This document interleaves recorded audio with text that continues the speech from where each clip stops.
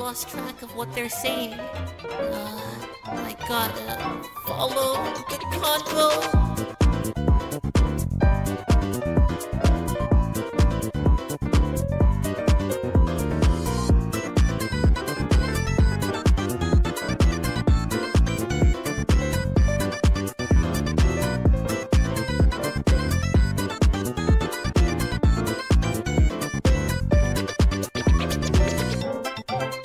Did you follow the convo? Uh-oh, I lost track of what they're saying. I gotta...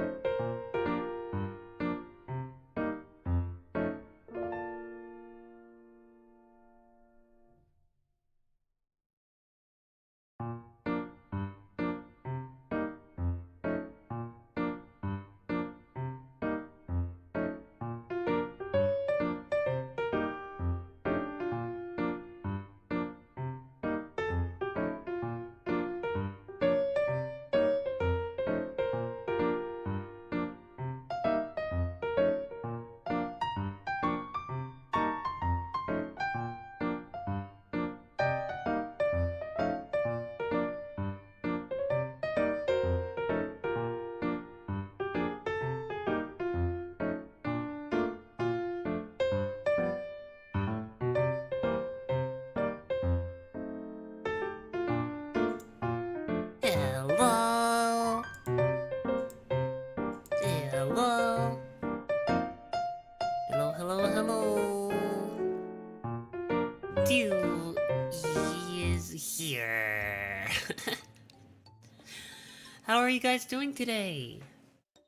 Hello, another round of the Blendor. Another round of the Blendor. Yeah. Hello, how's it going? Pretty nice, a bit tired. Yes, I'm streaming a little bit later today. I'm very sorry, I was very busy earlier this morning, and earlier in the afternoon I had to change a little bit of the time schedule. I had to run the stream an hour later than usual, but everything's good. Everything is Ogi. Ogi. Oh, my head. Ah, my head kind of hurts when I do that. Ooh, dizzy. Greetings, one again. Hello. You might hear some grunting, people outside, but that's okay. Damn, that donut looks good. I know. We made a lot of progress yesterday. You should say blend. You should always say Blendor in a deep voice. Yes, we should all, like, everyone, whenever they say Blender, we will always use it in a deep voice. Okie dokie. Steel lizard? No.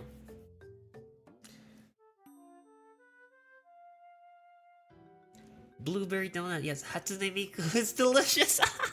That's right. We got the three idiot colors. Teto, Miku, and the other one. I forgot what her name was.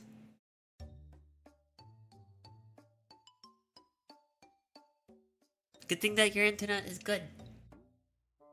What happened to the plane? That's a good question. Because it was hiding right here. There's the plane. Alright.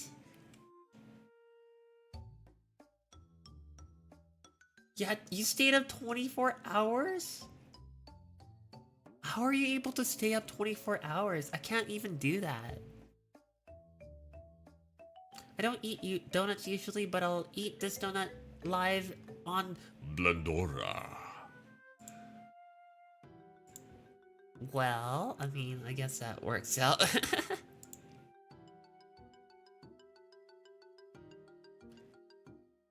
Do you call your normal voice normal? So what is your deep voice?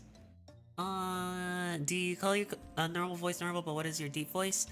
I don't know. I guess my deep voice is my deep voice.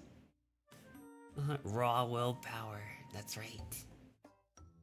Mods were sleeping yesterday? Just a little bit.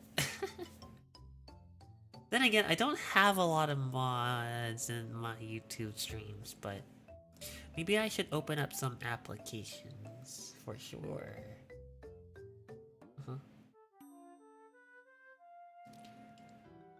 Deep voice is its deep voice. How convenient. Yes, very convenient. You made me day, thanks, you're welcome.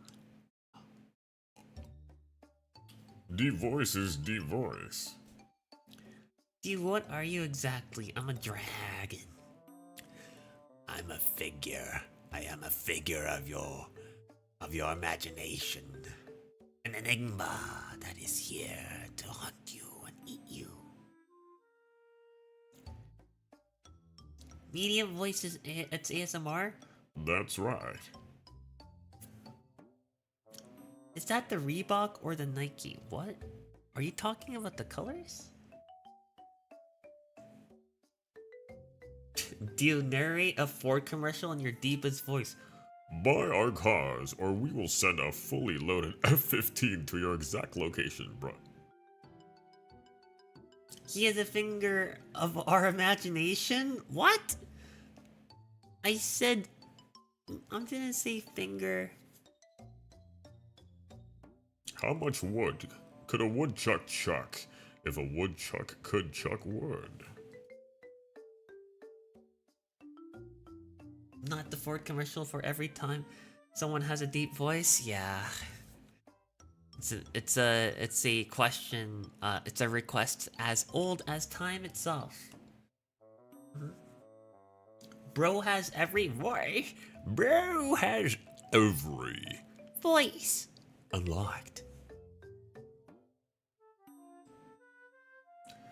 Are you the Ford commercial voice? Yes, I voiced all the Ford commercials. This is what I sound like during my off time. I've got my ultimate wake-up food, homemade Rocky Road. What is homemade Rocky Road?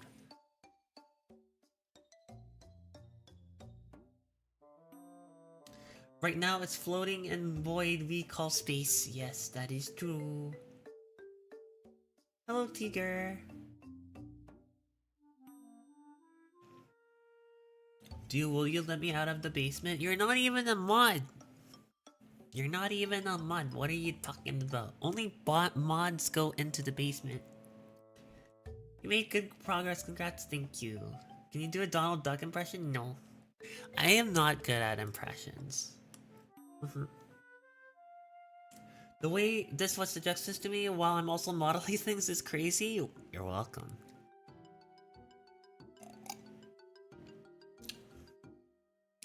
Cuddles? It's too early for cuddles. What are you talking about? Anyway. We are going to do some stuff. What's so special about the basement? Don't worry about it. There's nothing special about the basement. Don't worry about it. Don't worry about it. Don't throw stuff at me too early. It's too early to do that. But okay, let's start.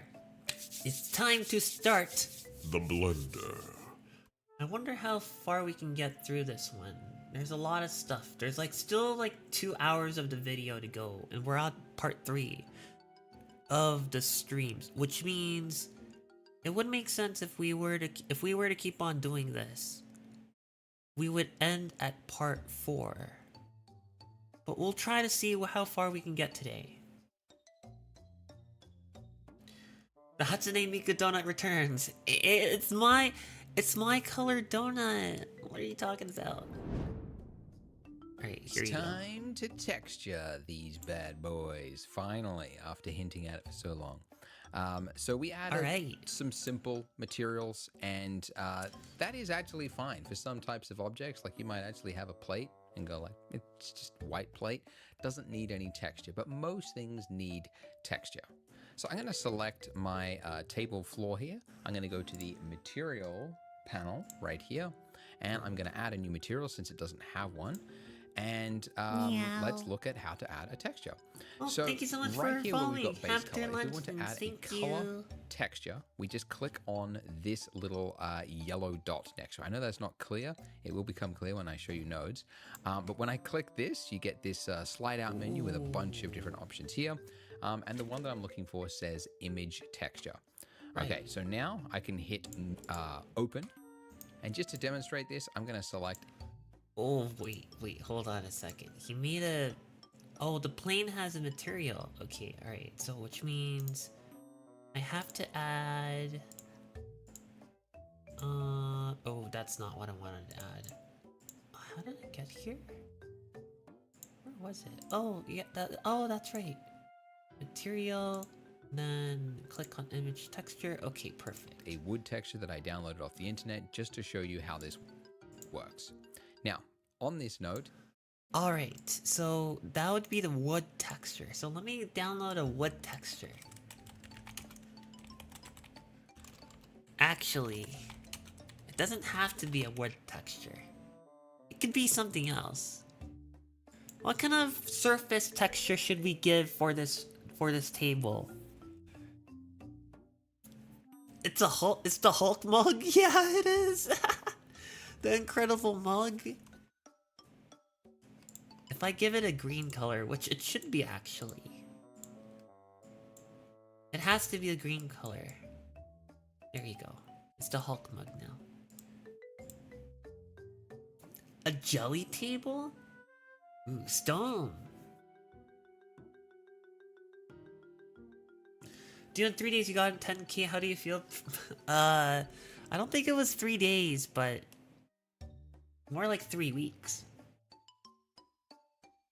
But pretty good, I guess. Guess a lot of people like my stuff, which is good. Money texture? Howdy! Hello! This is Blender? Yes, this is Blender. Make the table out of plastic? But what would plastic... Okay, wait. Plastic texture. Wouldn't it be just like... Oh, it'll look like glass. Would we really want this? Oh. Tried Blender once, gave up instantly. It's a hard thing to learn. Hello, I like money.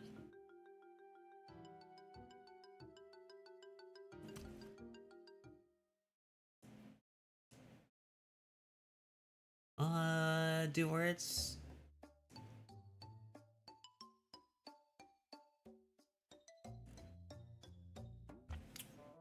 No more of the auction houses stuff, please.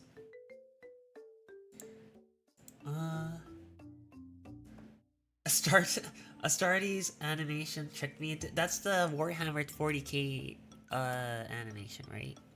A friend showed it to me because he's really into Warhammer, and I was like, whoa, I see.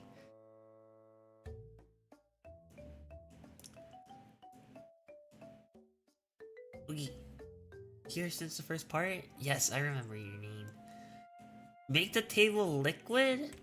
That's a great idea. Let's... Water texture. Let's make this float in water. Let's do it. Do something large.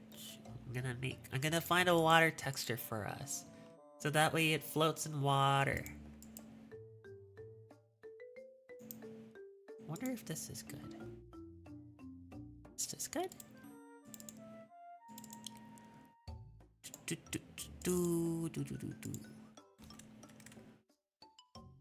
Water. Water. Man, there's like water. Oh, there's like... Oh, there's like, what is it? Oh... Watermarks all over these water textures. Oh, this one looks good. Water.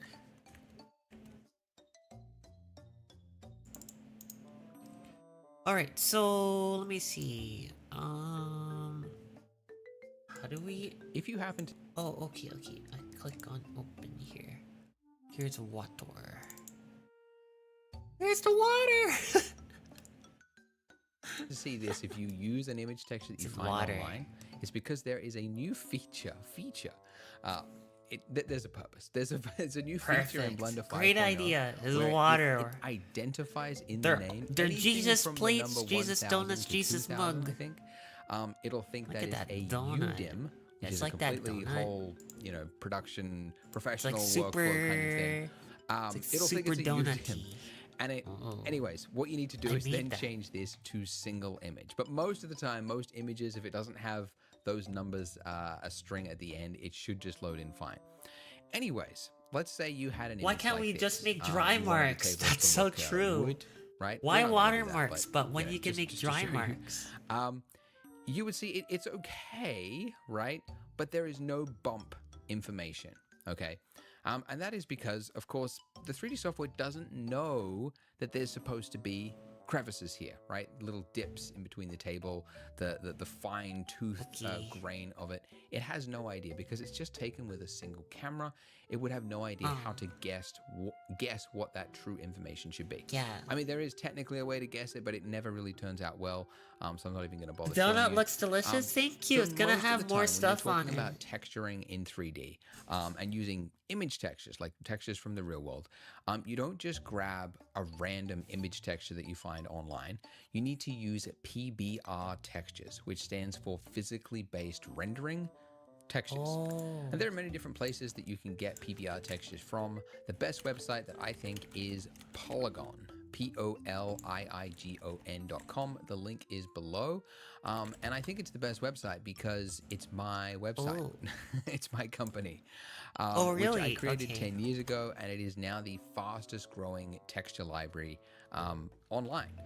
So we've got photographers all over the world, and they use specialized equipment to go out into the world, and they capture surfaces, usually like photograph the surface like hundreds of times, which is what enables you to actually capture all of that height information, the bump, the shininess, reflectiveness of materials. He doesn't and have actually any capture free all of the water maps that you can see here, textures. for example. These weird looking maps is exactly what Blender needs to make the material he look doesn't have realistic. any So we've got a bunch of free different water categories. textures. Obviously, like almost anything you want to create, you can find the textures on here.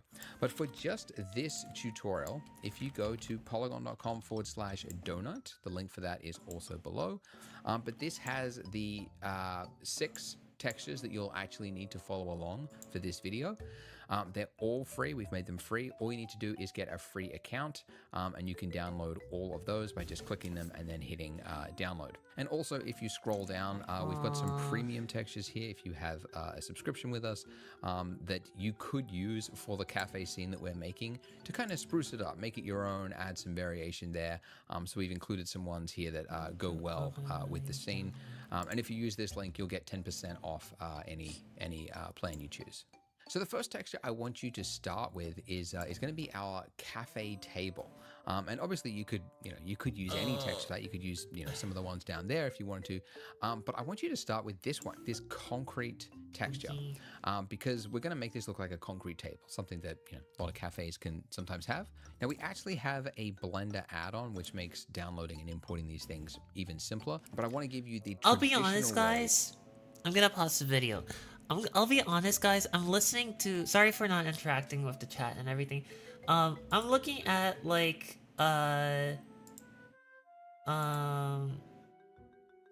You're gonna put me into a jar? What? What? This makes me hungry. I stopped watching.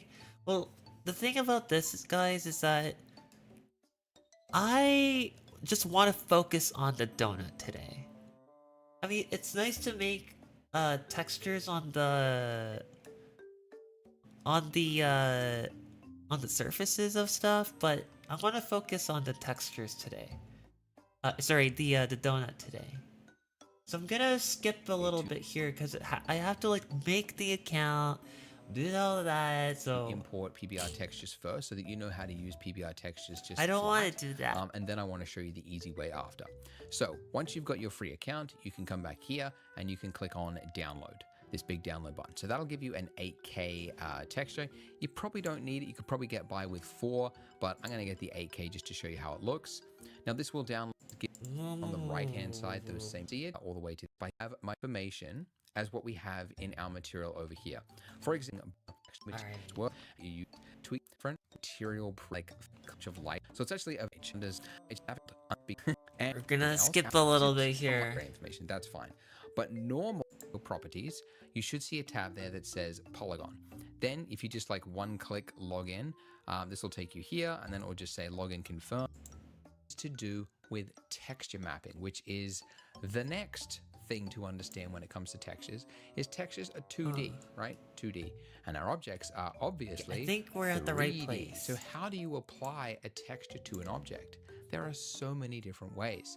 And the most common way is to use UV unwrapping, which is the default method, which is what it's actually looking for right now. You can see that's the texture coordinate that it's called is UV. Yes, that's right. And for something like a plate, this is the most simplest thing ever because it's just What creating the chat with UVs. do not? So in edit mode, so I'm sure skipping it won't make you feel lost. Well, I feel like it's very important as it learns you how to use nodes. Maybe. I don't know.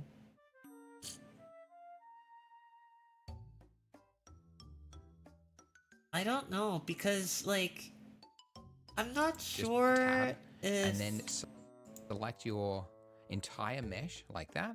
Then hit U. Yeah, the nodes are pretty unwrap, important and too. then select unwrap angle based. And look, now the texture has been applied. So what did that actually do? If you go to your UV editing tab at the top of your screen there, just click that. You will see, and let's focus on our object. So number pad right there. And I'll just turn this off so we can see the mesh. Oh, wait. Number pad. Oh, okay. Oh, holy smokes. I added so many lines, unnecessary lines on my plate. It looks like two eyeballs staring into my soul. Do not.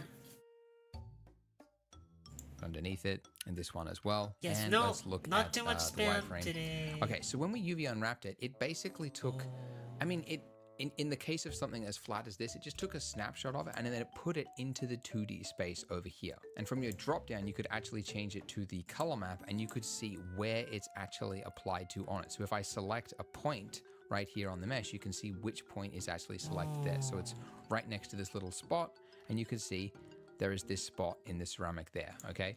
And as if I was to select everything with A, and then if I was to hit R to rotate, you can see that the texture is being updated over there. In fact, if I turn off the overlay there just to see it more clearly, and then I turn on the thickness, right? Watch this. As I select everything in edit mode, I can move this around and the texture coordinates are updating in real time.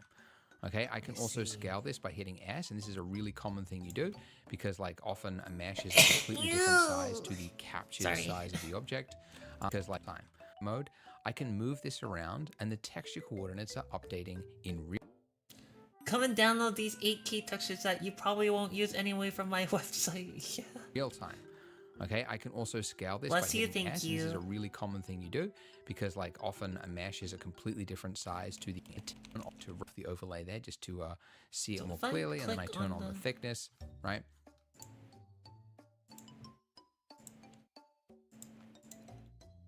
What kind of modifier is he looking at here? Watch this. As I select everything in edit, and select I did flat as this, it just took a snapshot of it and then it put it into the 2D space over here. And from your surface there, he added and this is how you make materials that look realistic.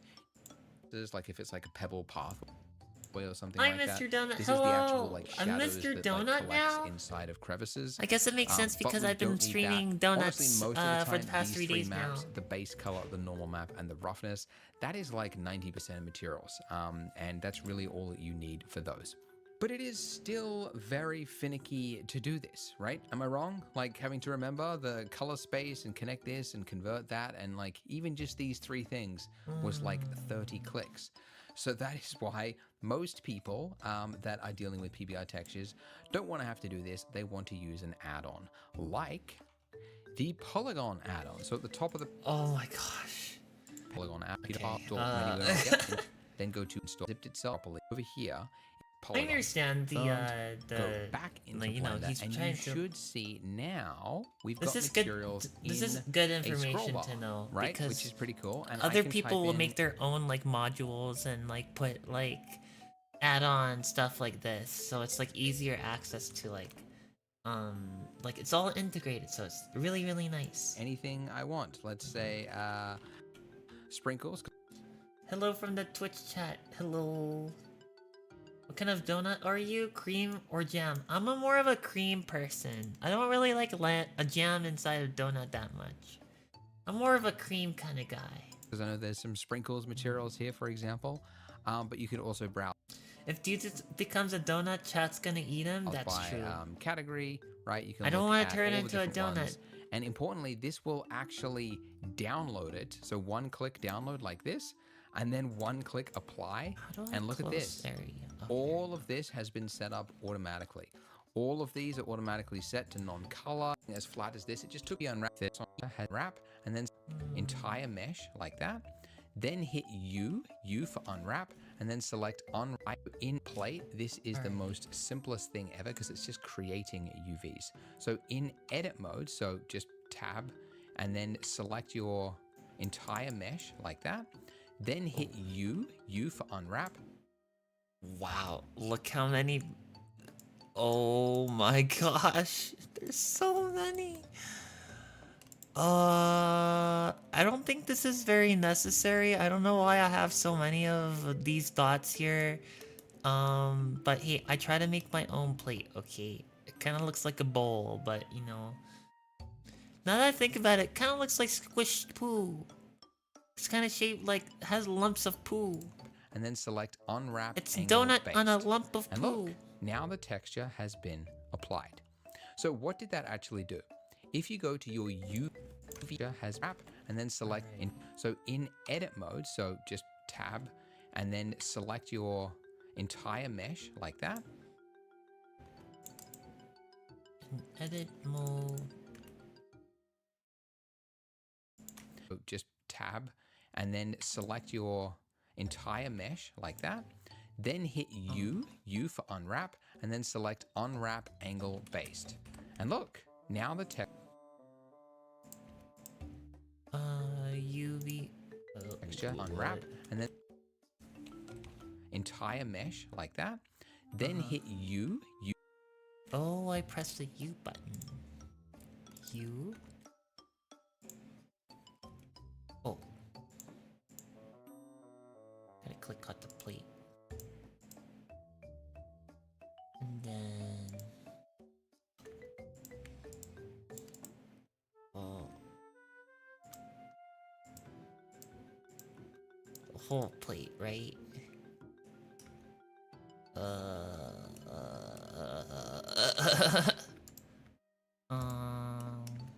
Okay. And then U. U for unwrap and then select unwrap angle based. And look. Oh, I have to select all of this. Okay, alright. U, unwrap angle based, and then I click on the... Now the texture has been applied. So what did that actually do? Oh, I think I only got like... I need all of it, right? Yeah, like all of it. Okay. I forgot how to do like... How do I do all of the... Guys, how do I select all of the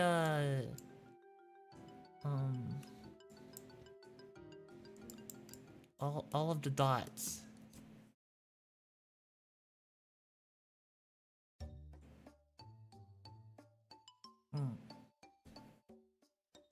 How do I scroll? How do I do all the do any of you guys know any of the dots here? I think you're supposed to make it transparent. Like that? Like that? And then I'll press U. I think that's not how it works. Oh, like that? Oh, like that. Oh, okay, wait. Unwrapped failed to solve 2 islands. Edge seems may be kind of crazy. Well, we'll see about that.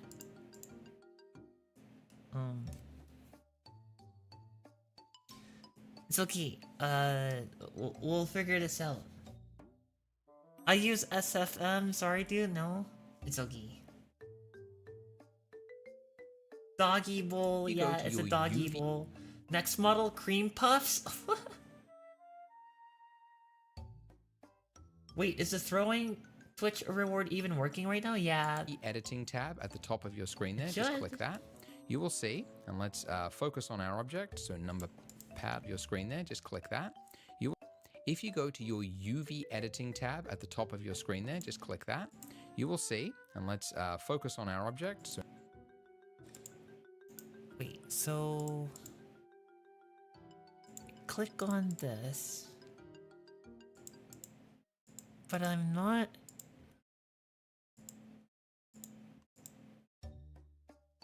Click on UV. So number pad right there, and I'll just... Oh, I have to click number pad? Is that what it is?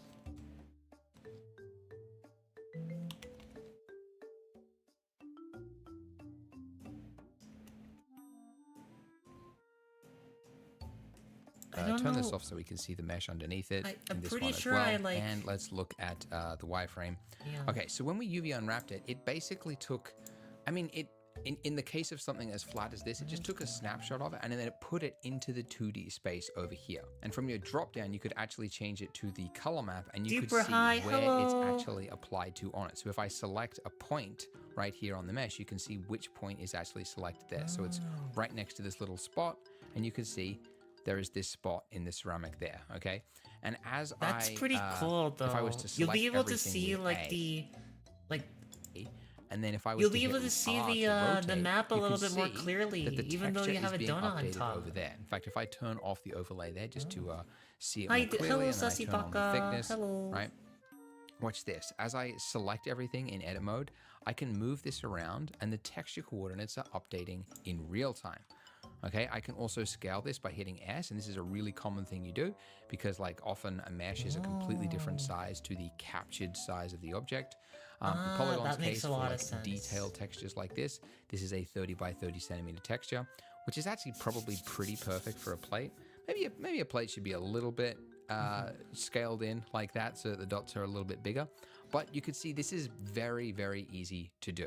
Let's go back to layout over here. I'm going to select the icing now, and let's do Seems like it's like a raid. one that's a little bit more complicated. So I'm going to hit N to bring up the properties again. I'm going to scroll down. So this is in the textures free category. Scrolling down, and I'm looking for the strawberry pink glaze. Okay, so we got this strawberry pink texture, right? And this was actually captured by literally pouring a bunch of icing into a pan and then using a stereoscopic scanner to capture it from all dimensions so that you get this like really interesting, like that height information there, the little bumps of like the sugar crystals and stuff popping through. Pretty cool. Anyways, let's hit apply on that. Okay, you can see there is some texture on here, unlike the plate which came in like nothing. And the reason for that is that when you add in a torus, like certain primitives we added in a torus, that's it actually comes really, in with really UV cool. unwrapping already created. Okay, so with this one here, so it's already got some UVs, but all that extra work that we did at the bottom there, like extruding some things down, that's all been missed. All of the way that things have been shifted because now it's lumpy, all of that is missing as well. So it would help to actually UV unwrap this again and project these points in a way that actually matches the mesh. So the way to think about this is, what if this mesh was made of paper and we had to lay the paper flat over onto this texture on the left-hand side over here? Where would you place the cuts on I have the to go, mesh in okay, order take to care of lay it yourself. flat? And in the case of something like this, Dude, where's a crayon flavored donut? I didn't think we were getting a Miku donut. Listen. where I would place the cuts would be it's- essentially along it's a the donut edge, in the right making. along here. Okay, so if I alt-click along that So edge if I there, were to like, that should select all the way around it. So do check that it goes all the way around it. If it doesn't, then it just, this next step will cut. See, and just turn it. By the way, to make it clear, all the way, still haven't focus key to get in select. I think guys, this part of the video, the tutorial, I think I have to do this like in my own time. Because I can't get like a proper water texture. Like this one's okay, but I want to make like a, it's gonna take time for me to find like the proper water texture that I want. So I'll probably have to do this in my own time, along with the fact that the textures for the donut as well, it seems like this tutorial is heavily using his asset store. So I'll probably have to do that in my own time, like downloading all the assets and like importing that into the donut and everything. This line here. Though and I now don't I'm think gonna I hit can. Control I don't think it's a good idea for me to like skip this E. step though. Because this has been already UV unwrapped. Because this has been already UV unwrapped. Because you can to map the see, exact like, he's square using like an is captured actual for this. donut texture. You see that? I don't know if you guys can see that. The little like two balls inside of the YouTube video, that's like the pastry donut texture. And I do want to use that pastry donut texture because the center of the texture is a little bit lighter than the outside. Mhm. So yeah. This type of map here. Now I can just apply this and it'll automatically do it. So let's do that. Hit apply, and that's pretty good. Like, Look at that donut. Damn. That looks like a realistic looking donut. that's nice color. We got nice bump there. If we bring back our icing, you can see that's already pretty good, right? But there is something else that we can do, because when I was talking about shading, you might remember I mentioned that there is two different ways of creating creating bumps, right? And the normal one, the purple one, that's the one we've been using thus far. But there's another one here which comes in disconnected, and it's the displacement map. So if you're not gonna download his textures, what are you gonna do? I don't know. To be honest, I don't know. I have no idea. When you finish your donut, will you share it with us or be greedy and eat it all for yourself? I mean, I do want a little bit of a bite before I give it away and share it with other people. I'm gonna try to add horns to this donut. I'm gonna try to do that this stream. It's not gonna look very perfect, but I just want to have fun with it, you know? Now, in the newer versions of the Polygon add-on, like the next version that's coming out after this, you'll be able to, in this last use box here, and type. You can currently see it in cycles. So if you use that, you can change it here to displacement and bump. But because Eevee only just came with this feature to enable displacement, it's not yet there. So we would have to connect it ourselves. But essentially all it's doing is when you change that little drop down there, if I grab all these things here, hit G to move them down, and then I sever this tie with the normal, and then I take my displacement. Don't put it in the normal input though, put it in the displacement Blender is the best. of the material here. And what this is doing now is, well, it's still a fake bump, but the other setting that it would enable is here in your material properties. See all those, like, you see that node over there? I gotta learn how to do those nodes Right down like here later at the bottom, after. where it says displacement. It's it would so change that to complicated. displacement There's and nodes bump. on like And now, a if lot I of select stuff my too, icing, even on hit Unity. H to hide it. You can see that the mesh has changed, right? This is the underlying mesh. H to hide it. You can see that Look at that donut. It looks so realistic. the mesh has changed, right? This is the underlying mesh. It's now kind of expanded. And this is actually the captured data of the height, and it's being projected out of the donut. But it can only use the actual data which is on Sounds the mesh. really okay? complicated. So If you like for to like, imagine capturing just a donut and like taking pictures of the donut just like, and then volumetrically add like a modifier or a value on any other mesh to just like change the form and increase the volume to make the donut look much more realistic on any like mesh. I think that's pretty crazy. currently looks kind of like chunky because there's not enough information. So if you go to your modify panel here, and then what would we add to add more geometry? We would add in another subdivision surface. And now when we do that, if I increase this, you can see if I increase it 2, 3, 4 times in the viewport, you can see I get a lot more data come through. Okay, I think 3 is about it. I'm just gonna, I'll set render to 3 or 4. Yeah, I'll set it to 3. That should be fine. That's pretty interesting.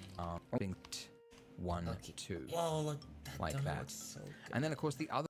Yeah, I'm gonna do this later. I'm gonna put the donut stuff afterwards. And like and stuff And like now that. he's So it just helps to put it all in the, one place. So holding down Use Alt the unwrapping here, so the- Alt, click on that. So it goes all the way down to there, and then it kind of this, okay? Because these points are now they've been flattened out. Now this to do is You know, I think I should have been more prepared, to be honest with you guys. I think I should have been more prepared for this part of the YouTube video. Because it's asking me to like download a bunch of stuff. you're going to, in the bottom corner of this little window here, where line it up to, you can see you get those. So I've still got the bump. So over here, let's have some of those whites, okay? Whoa. And to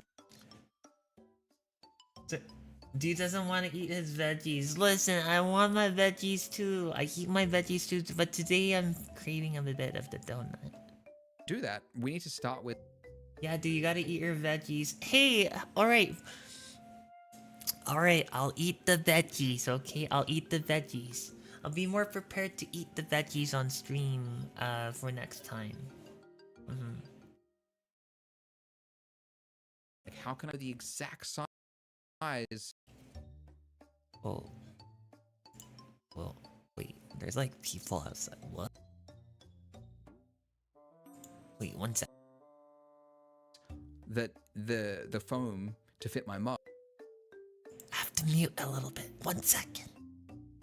because I already have a mug here with a circle in it, right? Look at this line. That is a circle. If I could just take that and make it a new object, I can use it. So to do that, I can select that line and then hit Shift D, right? I've got my circle now. Then I want to hit Escape, okay? So it's now just brought it back to where it was. And now I'm going to hit P. P is how you separate something to a new object. So you separate the lightless text. I'll show you what it looks like. Okay, so it looks like this. And this is a bunch of different coffee foams that you get to choose from. And so in edit mode, with this UV selection here, I need to scale this down over the coffee foams. And then I just move them around to the one that I want.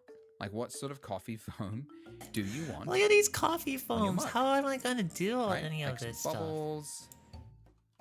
Funny story with the coffee foam. Like, the annoying thing about having like an asset company, how can I move it? So you can move it, and we're going at subdivisions, going to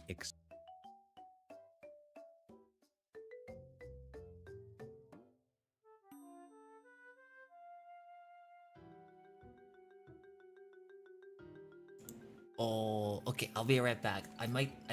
This part of the video might be the one that I will do. I'll do the UV mapping and stuff after the stream. But I think I'm gonna try to do this one. Hopefully, I don't need to download any textures from his website, but we'll see. Bucky's moth moderating? Yeah. Hold on, I'll be right back.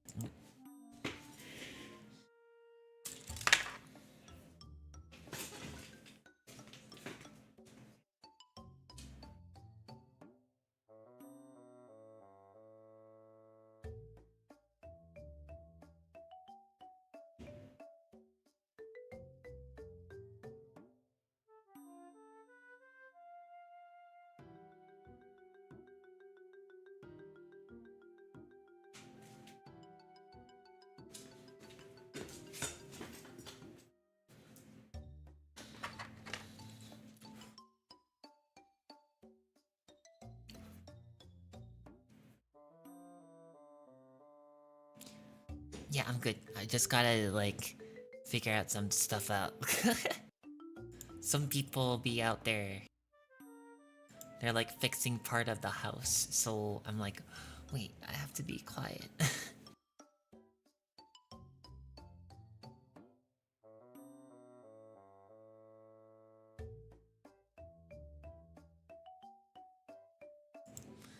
Alrighty. Hello. How are you?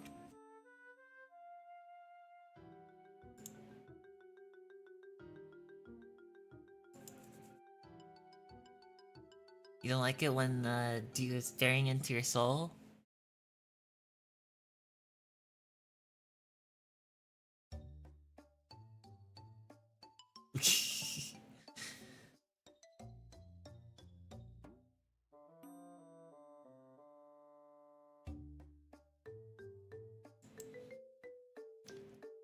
Let's do this. Let's do this. In this video, Let's do I'm this. going to show you how to use the new Scatter on Surfaces modifier that was introduced in Blender 5.0 to add some lovely sprinkles to our donut. Cool. But first, we need to model those sprinkles because you can't scatter nothing. And I want to add my sprinkle on top of my donut or close to it, just so that I can see relatively the size of it. Gonna add is some correct sprinkles to for our the donut. And so how can you do that? How can you add an object and place it somewhere in the same motion? And you can do that by moving the 3D cursor, which is this little guy down here. And sometimes it's in a weird place and you're like, why did it end up there and how can I move it? So you can move it by holding down Shift and then right mouse dragging, and then that'll place it on Holding down Shift and right mouse dragging. Oh, there we go. the surface underneath your mouse. So yeah, it's placed it right there. I might actually move it up a little bit, just kind of, yeah, just about there. Yeah, so I want to see it just above my donut. All right, so now we need to add a new object, and that is going to be a cylinder, of course. So add mesh and then cylinder. You could also use a sphere if you wanted to, if you want to get like round sprinkles. I'm not a fan of those. They're too crunchy and just like, Okay. I don't know. I always like the long ones. So we're going with the long sprinkle with the cylinder. And just like before, we're going to go in the last use settings here, the cylinder. And just like before, we're going to go in the last use settings here. I'm going to change my radius to the smallest because, I mean, hey, we're making a sprinkle. And yeah, let's start there. So it probably should be a little bit bigger than that. So obviously, if you just like click and drag on this, it's just way too sudden movement. But holding Shift, might remember I mentioned that, that'll use like smaller increments. Radius. So I think that's pretty good. And then I'll just increase the depth of this to make it a little bit longer. You know, something like that. It's just a starting block before we actually start editing it. The main one though is the vertices. So I want to add like a really, gosh, I hit the wrong button on my zoom it tool and I flew in there, but all right, we can work with this. I want to add a rounded corner to my sprinkle there. So we're going to be using a subsurf modifier. And if we were to add it on a mesh with 32 vertices, every level of subdiv would like double that. So it'd go 64 and then, 128, right? So way too much. So I'm going to drop.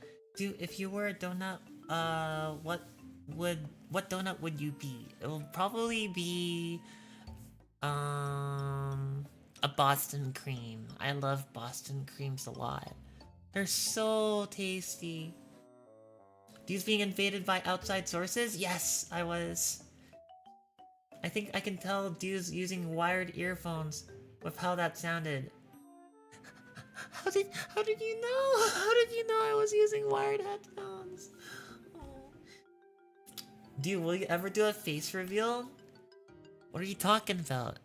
The face reveal is right here.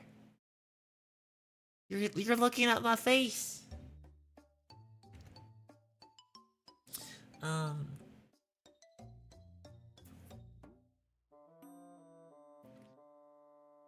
Drop this to 6 vertices, so super low poly. Oh, 6 vertices would be a pretty good number.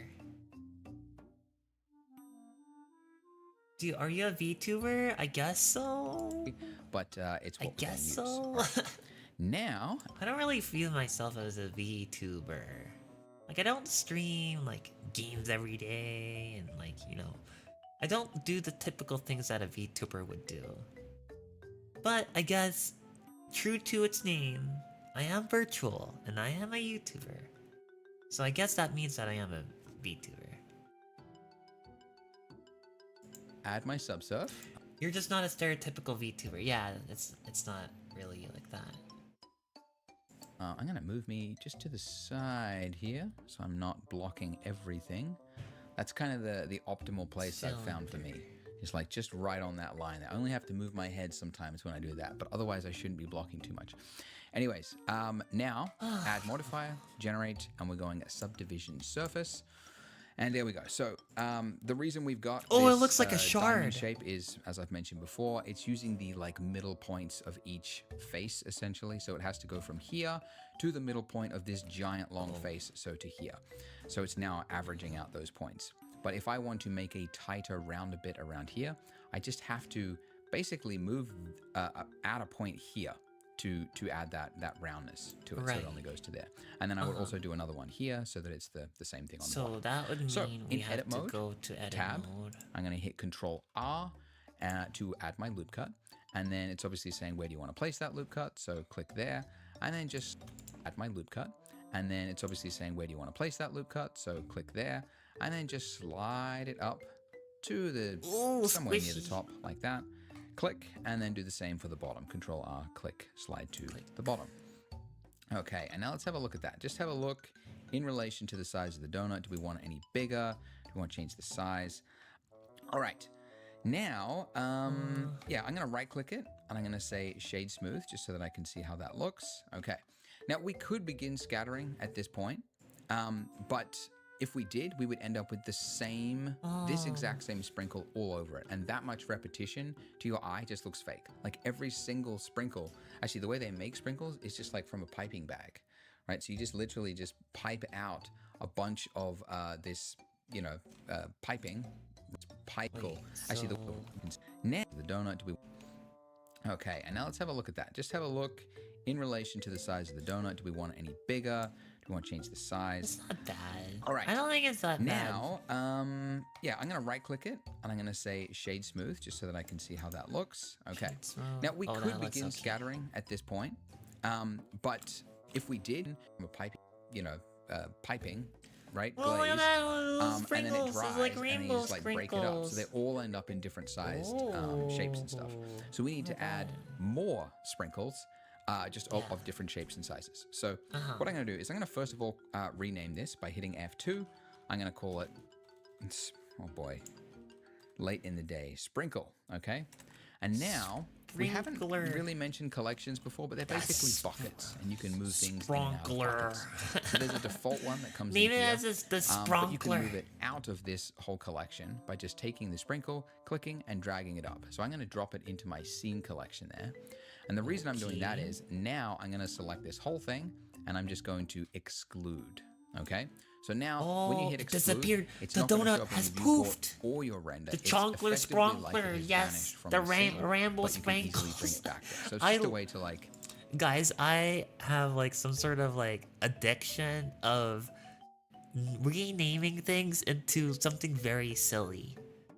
Like, I don't know. I just really like to say. I don't know why this came first in my mind. But I really love saying, like, the dingly dangler. Like, the goobler gobbler. Like, it's fun to say. It's really, really fun to say. I'm poor, but I would donate my organs if you needed them for... What? No, I don't want your... No, don't donate your organs. Don't do that.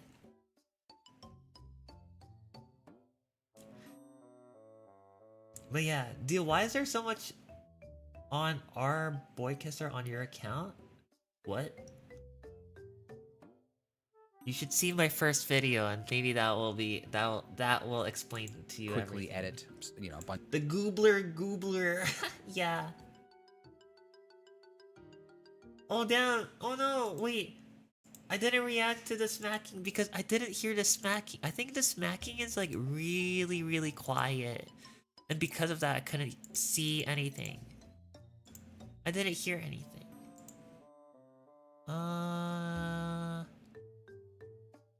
What if I increased?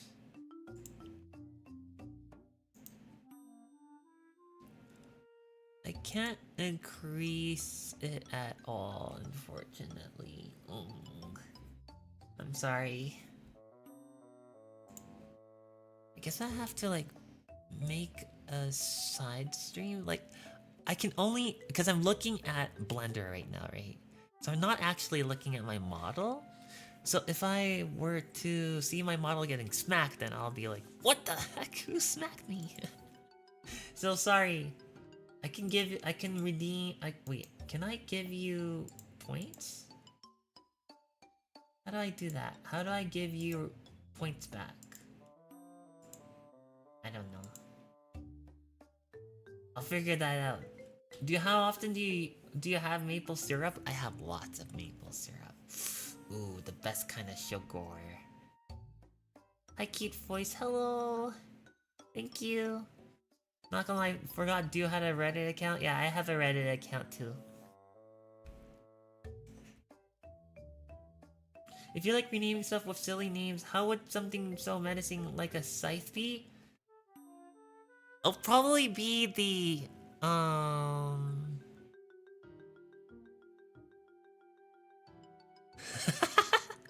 Yeaster Feaster. Because, you know, bread and yeast, you know, and then I kind of view like the scythe as like it's like eating it's not really eating, but like it's like cutting down the wheat, so it's kind of like it's chopping it down, slicing them down. It's like eating them. So it's like that's why it's called the Easter Feaster, yes. You's the cutest. No, you. You are the cutest. Chat, this is my coming out as gay congratulations. The Easter Feaster, that's right. Bunch of different things and then bring back the rest of your scene. Okay, so here is my sprinkle. I want to create variants of it. So first I'm going to go into front view mode and then focus. So 1 and then numpad period. Now what I want you to do is to create some variants by duplicating your sprinkle and creating different twists and turns and shapes and things. And I'm not going to walk you through doing this. You should be able to do it if you've been following the series. But also I want to tell you something more important that every Blender user needs to hear. Blender needs your help. When you downloaded Blender, you might remember that it didn't ask for your credit card, which is good. It means that everybody in the world can have free access to 3D and try it out. But what's bad is that Blender doesn't have as much money as it needs to develop the software. There are so many areas of Blender that they want to improve, they want to develop, but they lack the funds. Texture painting, the whole physics engine. I thought like Blender gets like a lot of like they get fundraised by they get fundraisers, right? Or they're like invested by people, by very like prominent people. And because of that, like, because there's another like 3D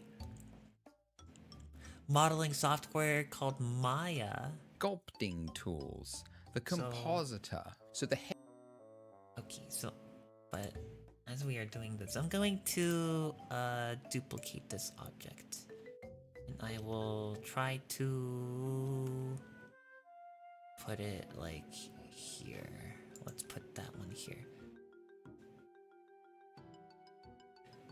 I'm going to actually. Oh, whoops! I didn't mean to do that. We'll make more little sprinkles here and there. Some are small, some are longer, and everything. Who here knows Mia? What? It's Maya. I think it's called Maya. I forgot what it's called. What did I miss? Not much. I'm making sprinkles right now. Do you have parents too, or did you hatch alone in the world? I hatched alone in the world.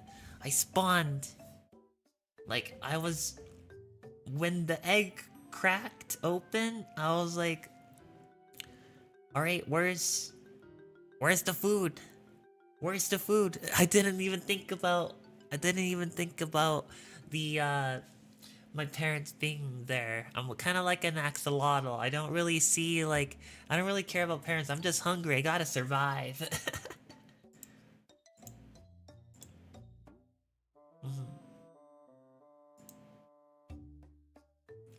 Yeah. With how it's shaped right now, it looks like one of those old packing peanuts. Oh, I think I know what you mean. Well, dude's sharing his sad backstory. His parents not even showing up to his. It's okay. Hello, Tango Mango. I love that name, Tango Mango. But yeah, I forgot how to, wait, I'm not very good at remembering things because I'm a terrible student. Wait, hold on. I'm going to mute him for a second. He has a lovely voice, but I'm going to mute him for a little second, because I want to remember how this was done. It was, because I gotta focus. I'm not very good at focusing. And if I don't focus, then I won't be able to do stuff very well. I put the... How did he move those 2 points? Grab them, and then... Oh, it was a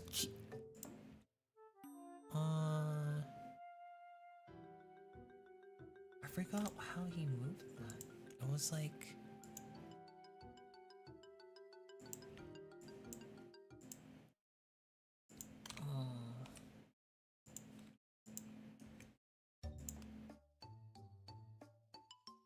Did he add? How many did he add here? And then...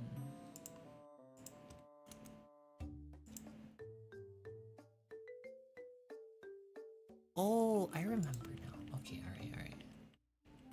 I think I remember a little bit.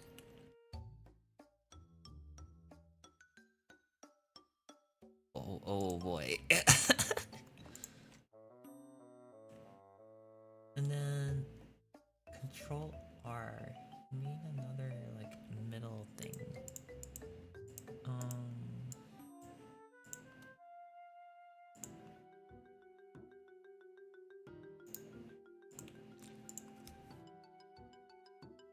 Wait, how did he do that?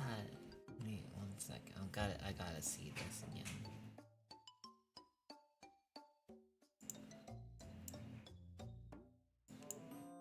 Oh, right.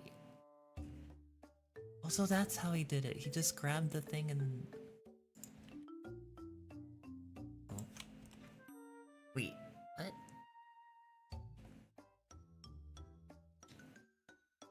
Yeah, see ya. Bye-bye! How many donuts could you stack on your horns? Probably 1, 2, 3, 4, 5, 6, 7, 8, 9, 10. Probably 12 or something like that. On each horn. What, you want to eat my donuts off of my horns? Is that what you want to do? Wait, did Dews just say he's an orphan? Maybe. Oh, that's what he did. He... Oh... what is it? Was it... Zed? Kinda like... At that point.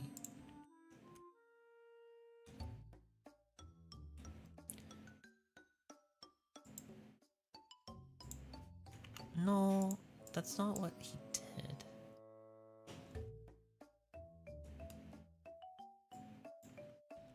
What? How did he grab the...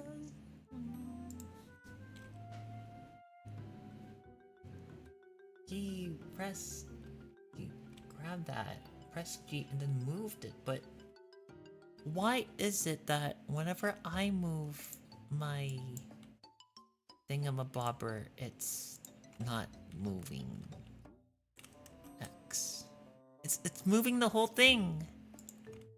Why is it doing that? Why? Why? Why is it moving the whole thing? I don't want it to move the whole thing. What are you making? I'm making some sprinkles right now. Superline, when is your birthday? It is on October 21st. When are you releasing Dew-themed donut merch? I don't think I'm gonna make Dew-themed donut merch, guys. I think I'm like, oh, hi, first message. I hope this donut goes well. I tried making an avatar for myself and it was hard for me. I know you can do it. Yeah, it was really... kudos to all, like, shout out to all the people who make avatars by themselves for the first time. That's probably not gonna be very easy. The background music is so nice. Yeah, it's pretty chill. Blender expert here is fast. you got the proportional editing on the middle top, the blue thing. Oh, is that what it is? Oh, that's what was causing the issue? Oh, you're right! You're such a genius. That's so true. Okay. Thank you so much. I have to drag up the... Okay. That's so... You're a genius. Thank you so much. W Spazev, thank you. And then I can move it a little bit. I'm gonna move this part a little bit too. Just a little bit. Give it a bit of a funky shape. I think that's pretty good.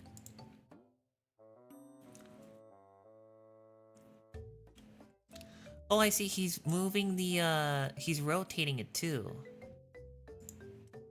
Oh, but he's rotating it and... He's rotated the whole thing. Like that. Like that. So if I were to put this into solid...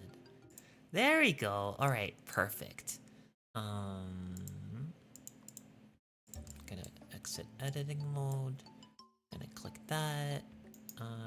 Is it shift duplicate? Yeah. No. I want to do here. What kind of want... Let me see what he's making here. Oh, he's making kind of like an S shape kind of one, right? Okay, perfect. Yes, Baki the moth is the moth.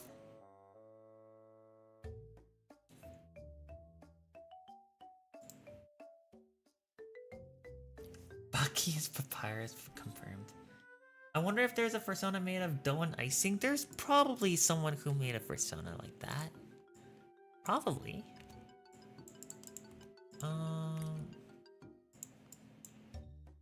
Yes. Okay. Click on that. Gonna go to this one. I'm gonna add... Let's make some more stuff here. Ooh.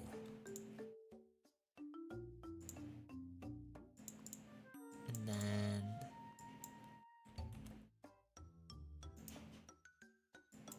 Maybe turn this one... Oops. Press G... And then put this a little bit there. Maybe that one a little bit there. Make it a little bit of an S shape, you know. Ooh.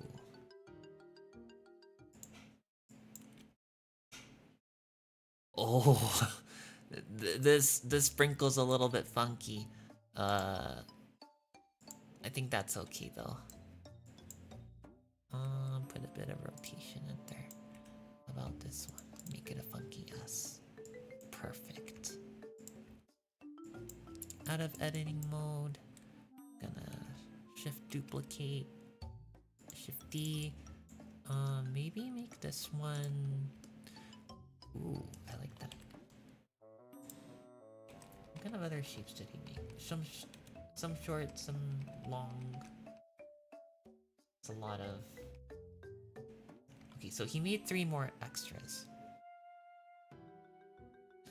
Alright, I'm gonna make these other 2. Let me see if I can shorten this. The scale. Oh, that's not what I wanted to do. Just this one. Reduce the scale, or that's not what I, scale. Whoa, okay. Wait, so hold on a second. If I want to reduce only this side, what was the button that I had to use to? Oh, there we go. Yes, I remember. Okay. So it's like that. And then I'll duplicate another one. Get out of edit mode. Then put that there, and then I'll do another one. Because I'm going to be do another one. So we have some that are long, some that are short.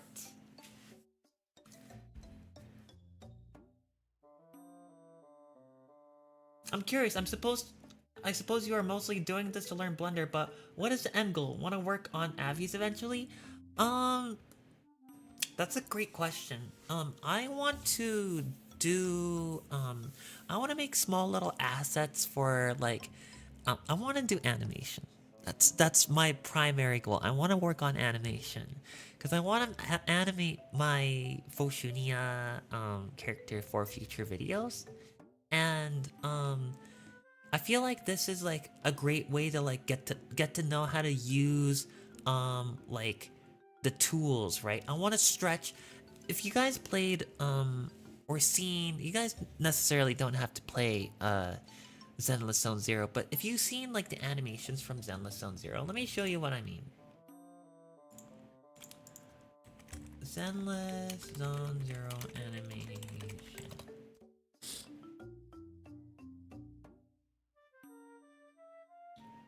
Here's a great, like, this is one of my favorite games. It's one of, I think this is the main game that I play right now. Zenless Zones. Okay, I'm gonna skip the dialogue here. Oh, this is a video essay. I just want to see the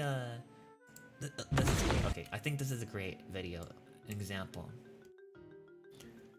So, I'm gonna increase the size of the YouTube video as well. Oh, whoops. There we go. So we're gonna watch this scene together, right? And here we go.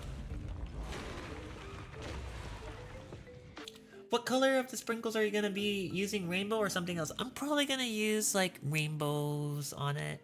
I think rainbow's pretty good. We're gonna watch this whole scene together. We've changed our route so many times, but they're still hot on our heels.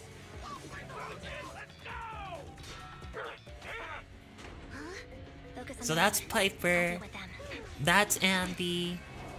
She's like the cool type of character that, you know, is quiet but methodical. So you see the guard here? Okay, let me just show you. I'm gonna pause for a little bit. You see how well, that's actually also a really good scene. You see how the animation, they're distorting the portion, like the proportions of the body. That's how they're animating it to make it flow like really nicely. ZZZ animations so fluid and fast, and I love this art style. Yeah, it's really, really good. It's very smooth and it's very like fancy. You're gonna see a lot of like body proportions that are warping, but people don't really care because it's animation.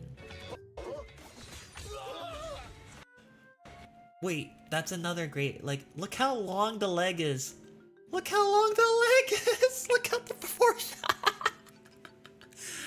But nobody really cares because it looks so wonky and weird, but hey, you never notice how wonky and weird that looks like.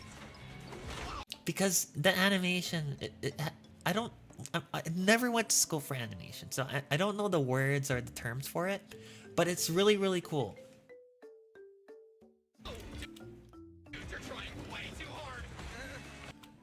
Okay, there's the they also smear. They also use like smearing techniques. You see that where the feet is? It's smearing a little bit as this person is walking, or not walking. They're trying to catch up, like holding on to dear life, onto the truck.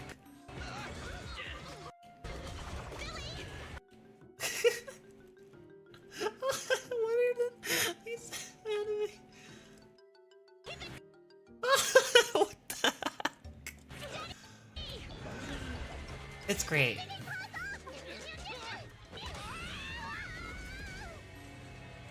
They're changing formation. Where's Nicole's backup? What's the name of the red dude truck? That's Billy. Billy Kid. That's Piper.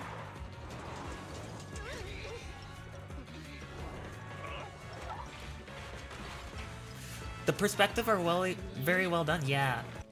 Yeah, I think the terminology is just squish and stretch. Yeah. I guess so.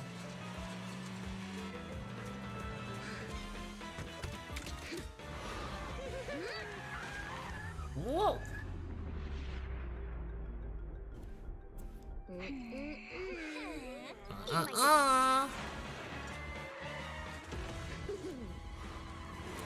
It's so good. Piper, up ahead.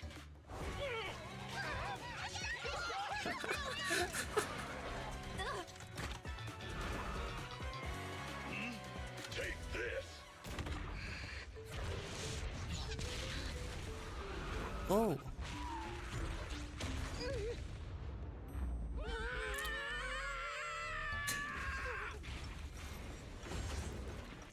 Anyway, that's the video. So there's a lot of smearing and stretching and a lot of different stuff with animation, and I want to learn how to do that for videos that I want to make in the future. I want to learn how to do that. Of course, that doesn't really necessarily involve me like adding textures and UV mapping, putting wave painting, so it's not that much of a priority for me. Which is why I skipped that part of the video today. I'll learn that on my own later after the stream. But yeah, I have arms. They're just on the side. I just don't have like the webcam to do that kind of stuff. Oh, look at this one. What the heck is this? That's so cute.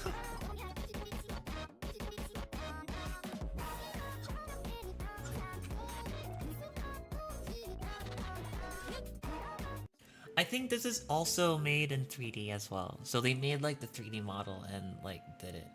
I would be very surprised if they cuz you see the physics in the hair, you see that? Like so like jiggly.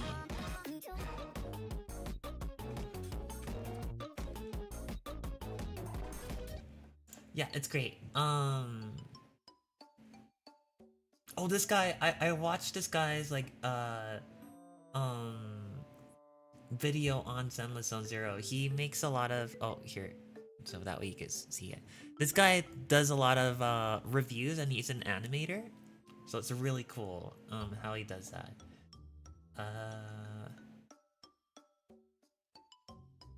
But yeah. Anyway, I do want to learn how to do like those squishy, stretchy, and you know, those kind of animations. Honestly, animations like that would be so fire on the channel. I'm telling you, and I know it's gonna take a long time. So like every single video that I want to make, I want to put some effort into it. So like I want to make it like unique, kind of new, fresh. You know, nobody has done it. Well, maybe some people have done it, but I want to be the first one to do like a mix of both VR chat and 3D animation when making videos. So yeah, only way to start is to learn, and that's what I'm doing. Trying to do my best to learn. So this one's the long one there. Yeah, back to Blender. Yes, back to Blender. I know that guy. I've watched some of his vids. Yeah, he's really, really cool. How'd this go from making a donut to watching chibi characters now? I was just showing an example on how animation looks really fun to do and make. So I'm looking forward to it. A mix of VR chat and 3D animation? Yes. If you've seen someone else do that, please let me know, because I want to know. That's called squishing and used like a lot in animation. Ooh. All the male characters. Of course, would know all the male characters by heart. I know all the names of the male characters in Zenless Zone Zero. At least like the agents and everything. Is that what Ivy Couple has to do with their anti-human series? Oh, is that what he's doing? That's pretty cool. He also makes a lot of music. He's like a jack of all trades and master of all things. It's quite incredible. He's really cool and I want to be like him, but I am not musically talented as he is. So this one, I like this one. It's kind of like tilting a little bit. It's getting short. It's short, and it's tilted a little bit to the side. I'm gonna tilt mine towards the right. Or actually, I think I have to add that. Well, there you go. Now I'll tilt this a little bit to the right. Oh.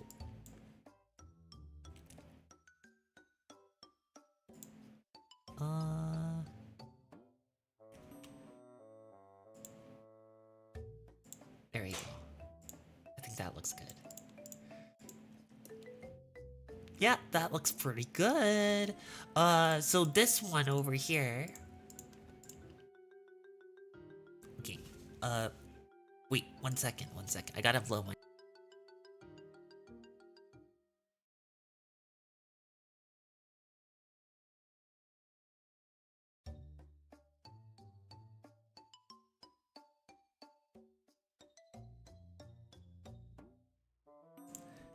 Okay, so this one over here is I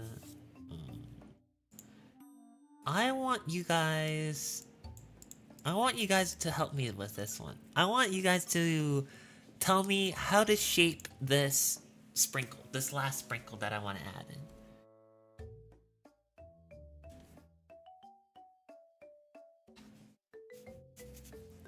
Stuffy nose? Yeah, I got a stuffy nose. Tell us honestly, did you decide to change your VTuber model to a donut? No! Oh, no.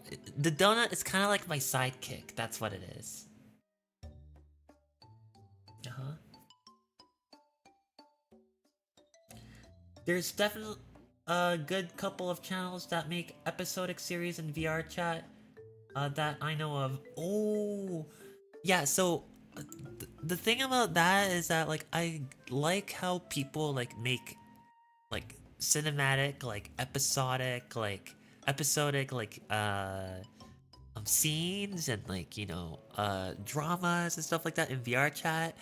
I think that's really cool, but I kind of like don't have that much of an interest in it. Not to say that, you know, like I don't like it or anything. I like watching them. As a matter of fact, I know of a person that started like a really popular series of like these 3 girls that are in the back rooms or something. It's pretty cool. A Z shape? A C shape?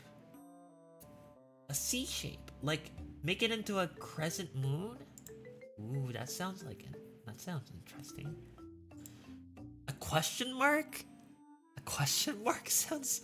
I think it's a little bit hard because... there's a dot at the bottom, right? So it has to be like 2 different entities. A little stick dew sprinkle? A question mark shape for a sprinkle. I can see what you are trying to say. I can make like a question mark. Make it enemy shaped? I hope you won't do anything indecent with your donut sidekick. What do you mean by that? What do you mean by indecent? Are you talking about eating? Or something else? Are you being a pervert? Are you being a pervy donut licker? Alright, let me... I gotta blow my nose again. 1 second.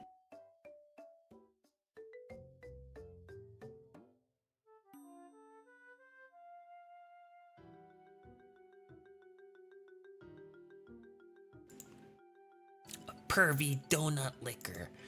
Okay, so, let me see.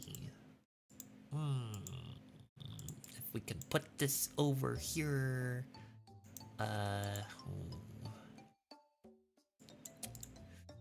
Turn it into a question mark. Possible. Very possible.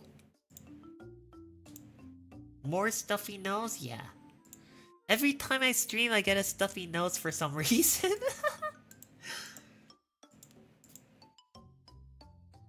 I'm a wonderful pervert now. No! Don't turn into a pervert. They're not good. Oh, Tinko Mango, that's a funny... That's great. That's creative on how you did that with the emojis. You like donuts, don't you? You like eating donuts, don't you? Gotta go to sleep, goodbye. Okay, have a good night. Thank you so much for coming. Okay, I've gotta work on this donut here. So, sprinkle.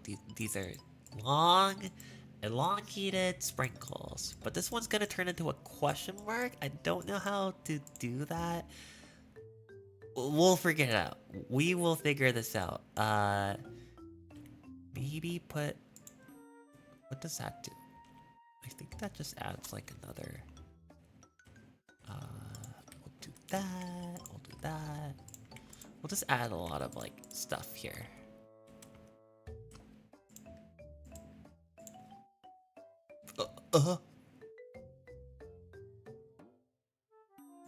Wait, what?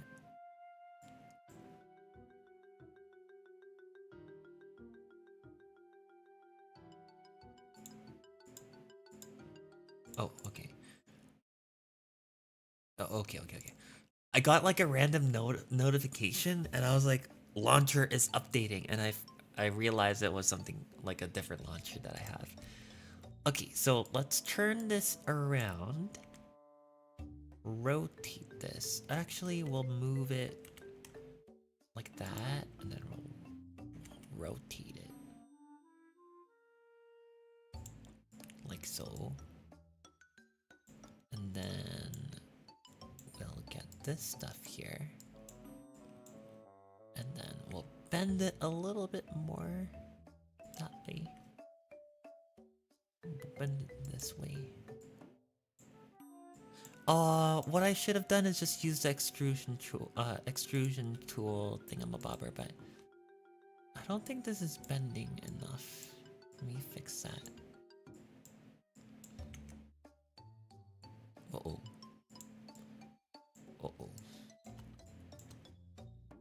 I think I should have just used the extrusion tool, but it's okay. I'll start using it here. A question mark, huh?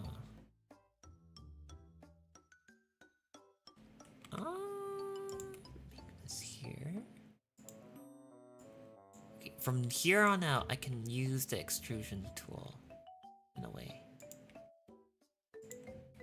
Like so. This way.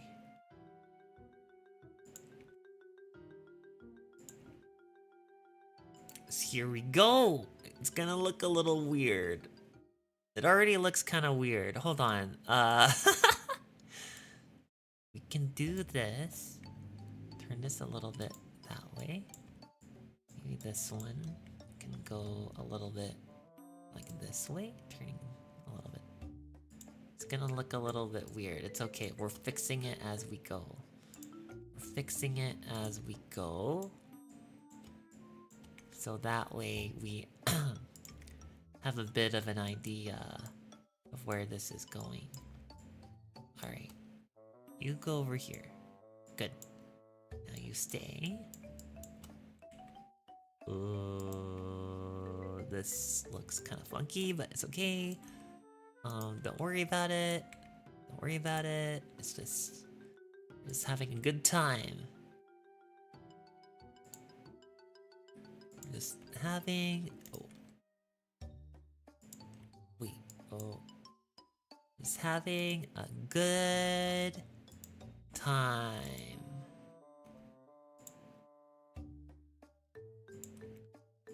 I think I'm doing pretty good. I'm making some progress here.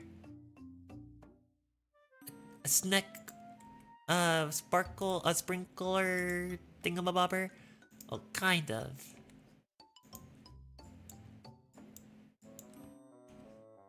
Make it like that. We're making some progress here. Move this a little bit. Maybe arch it in a way.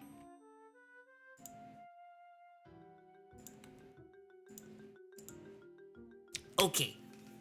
I think that's a pretty good round thing. Maybe I should squish this a little bit more. Like that. So that way it's it's shaped like a cane now. I love your VTuber model or whatever it is. Thank you. It's called Foshunia. I think the most he'll do is slap the donuts on the horns. Yeah, maybe. I think that's what I want to do. I'm gonna reduce the scale here, but not too much.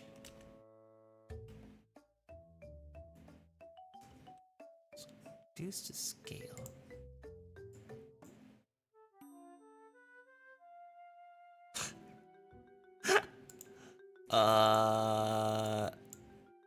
Does this work?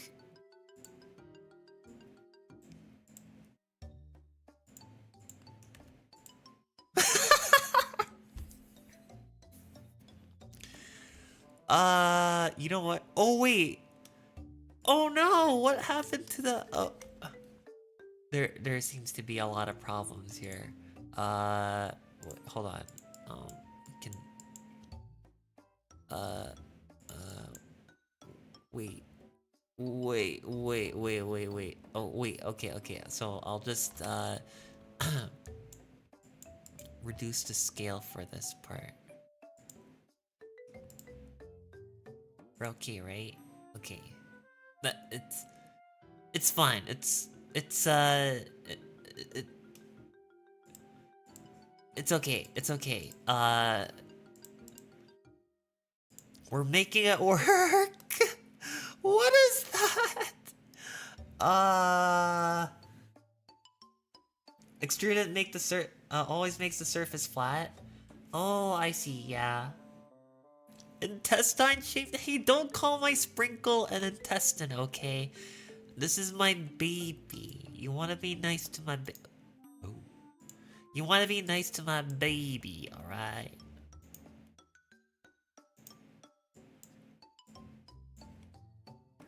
Alrighty. Oh boy. This is not gonna look very nice. Good thing we have something called, this. Okay. There. That's not even... What is that? Ew! It's so disgusting! Oh, gosh. I think I have to make this like that. Wait, I learned this a little bit. It was the numpad thingamabobber. I forgot what it was called. No.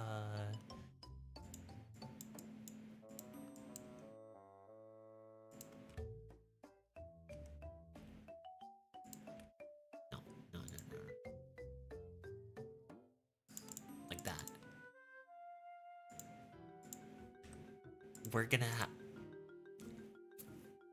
Guys, it kind of looks like a hook for a ceiling. It's just upside down.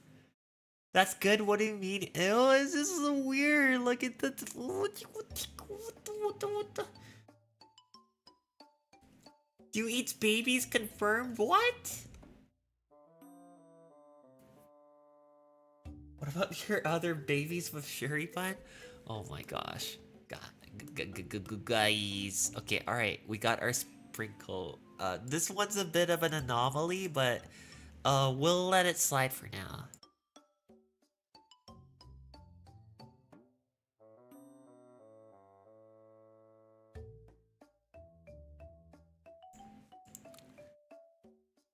Okay. Alright. Alrighty, so... I think we're okay here. Wait, so I'm gonna bring back my scene now. All right, pull it out, and yeah, let's move this into a new collection. So we briefly talked about collections, but they're essentially buckets. They're just ways to organize objects into different buckets, and you can reference those buckets in different parts of Blender, but that's basically it. So I want to create a bucket, a collection for my sprinkles. Now you can create a new collection by hitting that little button at the top there, and you can just create a bunch of different collections and rename them. But if you want to move something and create a collection at the same time, you can do that as well. So if you select all your objects here, or you select them here in the outliner, then you just I'm already done. I'm 2 steps ahead. You can move it to an existing collection, or you can create a new collection and move it there. So that's what we're going to do. So I'm going to call this sprinkles. Okay. And now that I've got that, I'm actually going to uncheck it. Duperland, did you make your avatar? If not, how did you get it? I got it from Booth. It's called a Foshunia. Screen is still huge. Oh, my bad. Oh, sorry about that, guys. I reduced it. There you go. Sorry about that. Sorry. There you go. Because we don't actually need to see the sprinkles visibly in order to reference them in our scatter system. So otherwise they just kind of get in the way there. So, all right. So here it is, exciting moment. With your icing selected, we are going to add in a modifier, and it is the brand new scatter on surface modifier, which is only there as of Blender 5.0. If you don't see it, you're not using 5.0, or at least you're not using a version later than 5.0 if you watch this at a later time. So scatter on surface. All right, so many little settings and things, but it's very well made. It's I actually love it. It's a fantastic modifier. I'm so happy that it exists. But anyways, the first thing we need to reference is here. What object are we scattering? That's the instancing here, okay? So we're not instancing one object, we're going to do the entire collection. So go collection, and then here click on sprinkles, and look, we've got not what we expected. What's going on? It's all over there. The first thing we need to do is first of all, why is there only one of them? That's because density is really low. If we increase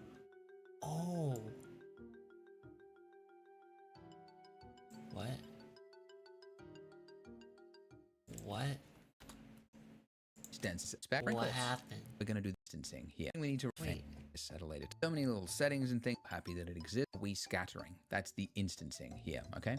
So we're not instancing one object. We're going to do the entire collection. So go collection, and then here click on sprinkles, and look, we've got not what we expected. What? Yeah, I'm going to hide the that. It's right there. We're gonna hide the sprinklers there. What's going on? So the first thing we need to do is first of all, why is there only one of them? That's because density is really low. If we increase density, we get more of them, but still it's just getting worse, Andrew. What's going on? So first of all, underneath instancing, you need to check pick instance. That's the first thing, and that is so that it doesn't reference the entire group as one thing to be underneath instancing. You need to check pick instance. That's pick instance. Oh, there it is. There's a question mark. There's a question mark sticking into the donut. Who's gonna want to eat that when there's like a donut? There's a question mark stuck into the donut now. Oh my gosh, that looks like a hook that is attached inside. Oh, people are gonna think that there's metal inside of it. Oh well. That's the first thing, and that is so that it doesn't reference the entire group as one thing to be my gosh. Scattered. You're instead referencing the individual really parts of that collection, which is the individual sprinkles. And then as well as that, it has reset the transform, because like it bases it off of how far away is it from the center of the thing. But if you go reset, then it actually bases it on the point of those sprinkles. Okay, cool. So, ooh, look, we've got a alien looking landscape or something, right? Yeah. But yeah, you can see you can increase this. The higher you go, the more sprinkles you will get. Cool. How do we change the rotation? So underneath transform, oh, right here, right where my head and everything is, transform. Okay, you get extra settings here. So we want to change the alignment axes, and you can just cycle through it until you get the correct one. Oh. But yeah, it looks like Y is the one. And then also, man, I should just, hang on a sec. Let me just move me. Yeah. A little bit. Yeah, there we go. Okay. Just increase all the sprinkles. Randomize. Why are there So so this many is cool. question marks? So if we add sprinkles on it? randomize, Oh my here, gosh. check that box. then Iron. go here. VIP now we donut. can randomize Yeah. and add slight variances to how it is being rotated. So to rotate on the y-axis, we just Oh, so I click on randomize. Rotate on the Y. That's the x-axis. Y-axis. Oh, look at that. So it's rotating. It's 360. Oh, look at that. increase that to 360, and look at that. We've got sprinkles on the donut. But we can go further. We can do so much more. There's a setting at the top here, which is called surface offset, because you can see how it's like they're submerged in the icing. Now, sprinkles do submerge a little bit in wet icing, but probably not as much as this. So I just want to increase this very, very slightly. So if I just hold down shift and kind of drag out, I can get it to be just resting on top like that. You wouldn't believe, by the way, how much effort it was to create this in Blender previously. Like, a bit of brief history on scattering in Blender. The old way was to use the particle system in Blender, which was like old and legacy, and it was badly coded. It kind of worked, but it was, you know, it was annoying. And then they came out with geometry nodes, which was all math-based and mathematical. But to do stuff like this required so much work to set it up. And then now they've come out with scatter on surface, which is still geometry nodes. So if you don't know geometry nodes, there's a tab at the top there. You can click it. Yeah, and this you is want what me it to do looks this like. again? It's nodes, right? But the cool thing is that this just comes packaged with Blender now, and this is already done. So the guys at the Blender Institute that you know, need your money, Wait, right? I wasn't paying attention. Oops. And deal with geometry nodes. So if you don't know geometry nodes, there's a tab at the top there. You can click it, and this is what it looks like. It's nodes, right? I don't see anything. But the cool thing is that this just comes packaged with Blender now, and this is already done. Because so I the guys didn't at the Blender select Institute that you know, need your money, right, so that they can keep working. They came up with this crazy math-based thing, so it's got all the options that we need, that everyone will ever need. What is all this? And then only one person needed to do it. Flavor and then we can all explosion. access Yeah, it for now free. I may so it eat means the that donut. creatives Well, don't not have yet. to We dive gotta into add math, color to just the scatter some to the sprinkles on a donut too. which is what the last 3 versions of this donut tutorial had to do. And then everyone complained that it was too technical. And it's like, yeah, I know, but how else are you going to get the sprinkles on the donut? Anyway, all right. So the next thing you're probably wondering, looking at this, is how do we scatter it in just a specific area? Okay, because you'll see, and in fact, if you select your icing and then / we've got sprinkles everywhere. / Oh, that's Where not the under. I had to click on that. / Wait, which one is forward and which one is backwards? Is it this one?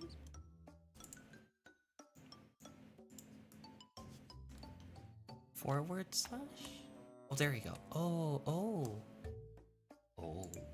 Decide, etc. So we only want them around the top of the donut. So how do we do that? Well, there is a way to reference an attribute inside of this. I'll show you soon. But the attribute we're going to use is called weight painting. And you can activate that by going at the top of the screen there and changing from object mode to weight paint mode. And I'm going to deactivate my sprinkles so that I can just see the icing. Now, if you and I'm going to deactivate the sprinkles. Sure. Deactivate my sprinkles so that I can just see the icing. Now, if you were to click and drag across it when it is active in this state, you'll see that you get like a I've seen this before. And as you can probably guess, where it is red is going to be where your sprinkles are, and where it is black, it's where your sprinkles are not going to be. And if you want to get technical, weight paint mode is actually adding an attribute to the mesh, which is where it is red, that is a value of 1, where it is black Yo, is a it value worked, of yeah. 0, and then varying values between there, essentially a heat map. Looks of like a worm values which are infiltrating the stored in the donut. mesh, Don't make and it then other bad. parts Ugh. of Blender can reference make it this. sound So it's a very gross. quick It's way not a to worm just do some donut. painting on a mesh to reference in different things.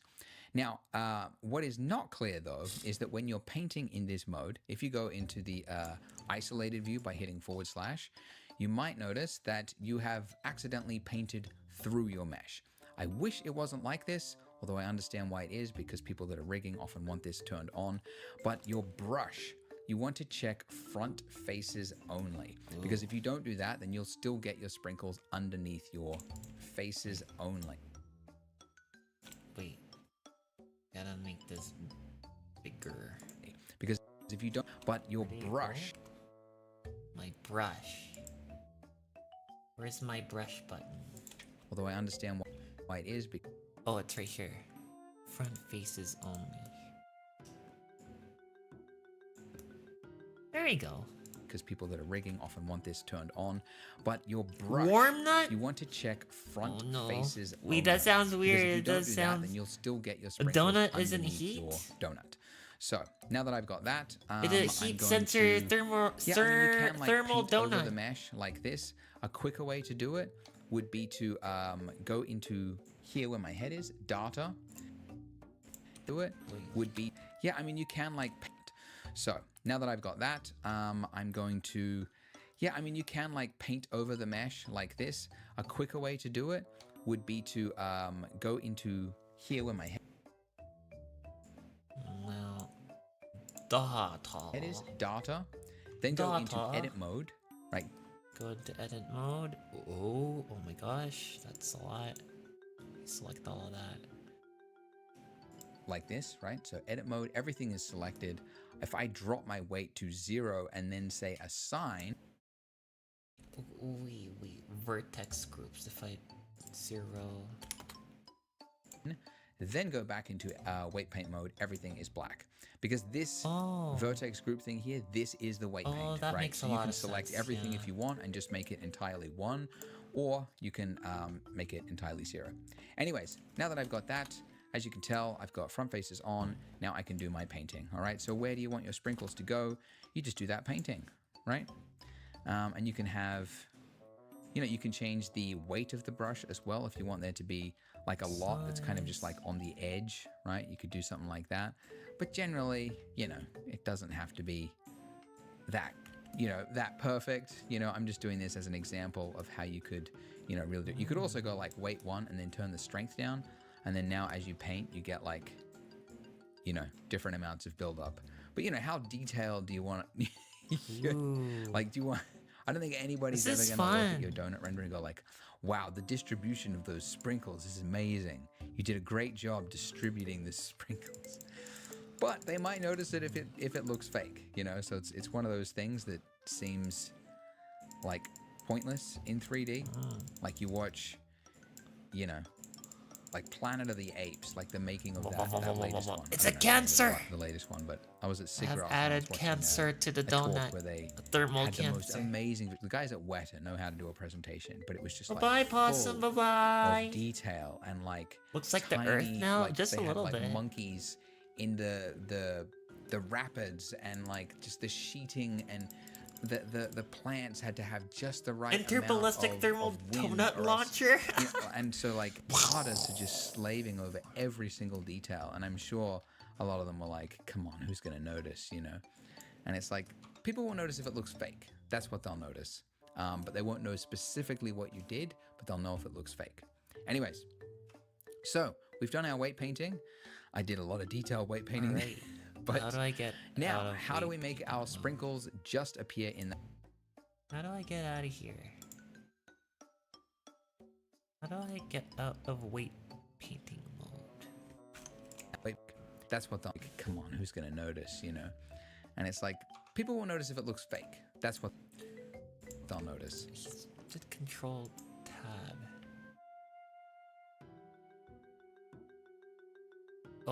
Oh, there we go. Oh. But they won't know specifically what you did, but they'll know if it looks fake. Anyways, so we've done our weight painting, what you did, but but they'll know if it looks fake. Anyways, so Wait, so I'm done this part. Yeah, it still looks transparent. Where do I go? How do I return?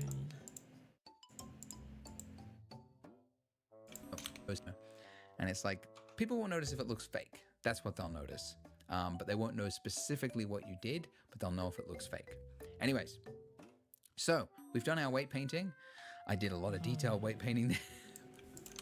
Wait, how did we go back to the... specifically? And it's like people will notice. That's so fast. I didn't get to see what he did.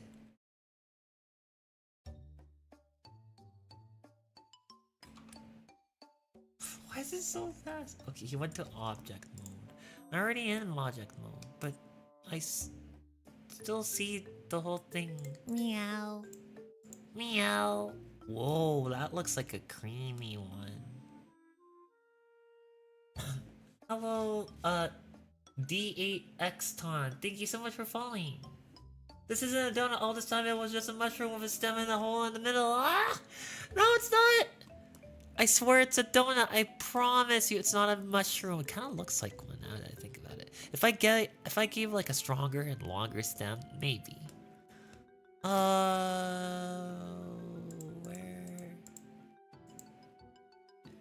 How do I get out of here? Oh, wait. No. X-ray mode button is on the next to the wireframe button. This one. Oh, I'm so stupid. Okay, thank you so much. I totally knew how to do that. Totally.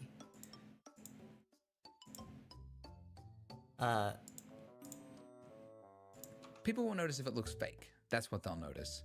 But they won't know specifically what you did, but they'll know if it looks fake. Anyways. Control tab. 2. 4. I can't see. Wait. Oh, what was the button that I had to press? What is it? What is the? What was the button? I forgot.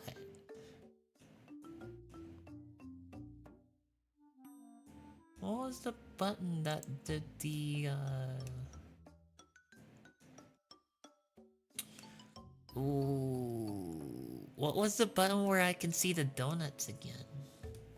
Where's my donut?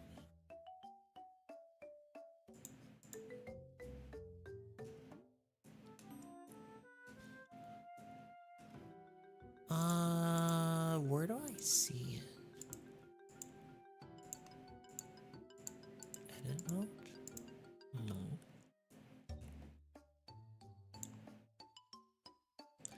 Oh, there you go. Oh, but how do I view?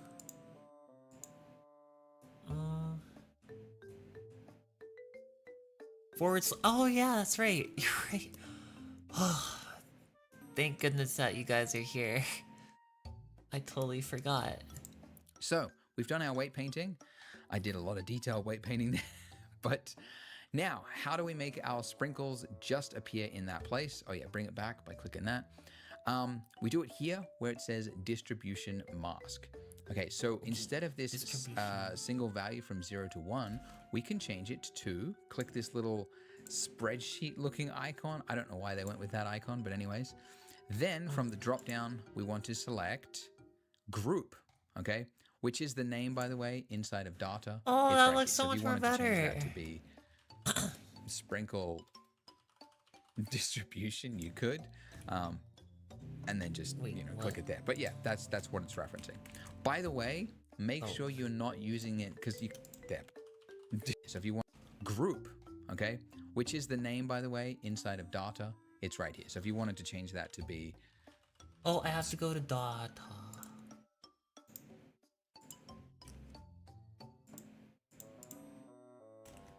Spronkler Distro Bushanor. Alright. Well, sprinklers, they disappear. Sprinkle distribution, you could. And then just because I had click to it there. But yeah, that's okay, what it's there it referencing. is. By the way, make sure you're not using it because you can see there's distribution mask and density. They both have this icon. If you instead used it here, you would see like almost nothing. And that's because it's now overridden what was there, a density value of 900 with a value of 0 to 1 across those areas. Whereas a distribution mark will keep the density of 900, but it'll multiply it by the values of 0 to 1. That makes sense. So it's important you get the right one. Distribution mask, not density. Bye. But there you go. Great. Cool. So they're in the right places generally. You know, you can play around with it, obviously. But now let's talk about some other settings you might want. Like, for example, the density. How many sprinkles do you want? Now, the big question people have when they're looking at this, they go, how do you stop the sprinkles from intersecting each other? And yeah, that might be a bit of a problem. There's not an easy answer because this is not easy to do. There's such a thing because it's as all like circle packing. That's the closest thing, which is like you could run an algorithm to try to combine circles of different radiuses to kind of fit together as best they could. But just it's complex. That's kind of like a simulation. And you guys want lots of sprinkles on my stuff? Here. The closest thing we have is called distribution method Poisson disk. Which, when you click that, and by the way, you can only see that option if you're using density method, not amount. So amount will like. Wait, what?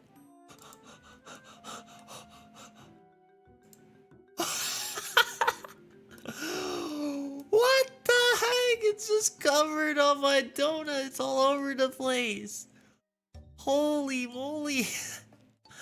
Holy macaroni, there's 10,000 sprinkles all over my donut. Oh my gosh, that's funny. Obviously, we won't be putting 10 million sprinkles on my donut, alright guys? That's not gonna happen, unfortunately. I'm sorry, but it's not gonna happen.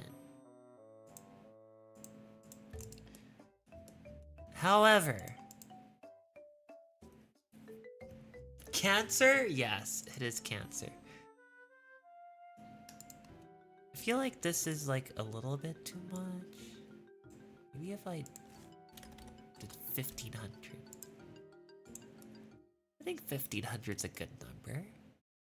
Yeah. You actually use a specific amount of Ben Boy Furry sprinkles, making a but then donut? you don't get this extra option here. Whereas density bases it on the scale of the object in relation to underneath. Oh, whoops. Anyways, now that 900, if we increase this, you can see that is exactly what happens. All right, so I'm holding down Shift as I just play with that value there. But there you go. Great. Cool. So they're in the right places generally. You know, you can play around with it, obviously. But now let's talk about some other settings you might want. Like, for example, the density. How many sprinkles do you want? Now, the big question people have when they're looking at this, they go, how do you stop the sprinkles from intersecting each other? And unfortunately, there's not an easy try to find the best distribution that has the dual. It's just a random number generator to give you different variations. So you could do that as many times as you want to try to find the best distribution that has the least amount of intersections. That's probably the best that you can do with what we've got. The other thing as well is that sprinkles sometimes are not laying flat. Bad. Right, on a donut. Sometimes they might be a little bit skewed like that, and that can kind of help with the intersections. So here where I've got randomized, it's okay. I don't really worry about the intersections and trying to make it look realistic. Right? Not too much, or else it'll just look weird, but a little bit makes sense for what we've got. The other thing that we should do as well is with our sprinkles, we just bring them back by clicking on that little checkbox at the top there. The point at which they are spawned onto the icing is where the origin point is of of the mesh there. And we haven't talked about that either, but that's kind of, you could think of it as like the center of mass for the object. We're not using physics, but like that's kind of how you think of it. It's like, generally speaking, it should be no, it's in not the a center Mika of an donut. object. But you can see here with it being Now that's there, how many sprinklers I was put in my spawned, donut. like, Starless, here, for you're example, going to the whole you're gonna sprinkle is die gonna from be over here, cancer. right? So if you've got those circles of radiuses, it might be intersecting something when it shouldn't. Whereas if you select all of them like this, then you right click and then you say set origin to geometry, they will now be at the exact center of that sprinkle, and it'll just be a little bit better, and they'll be slightly. I got you.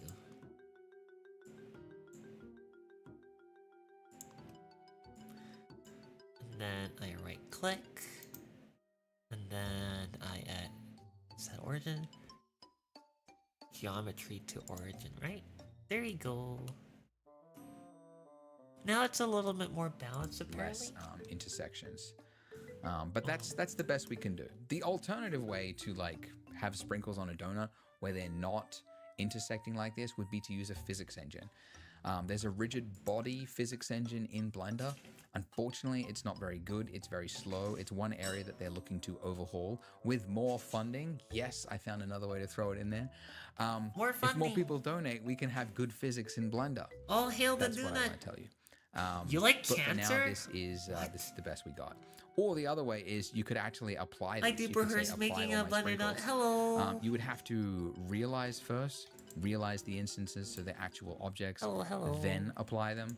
But you could then actually physically move each of these little ones like that. But I wouldn't recommend See, I doing know that. this I would think be it the is last part overkill. of making It's a not, donut and and, Blender.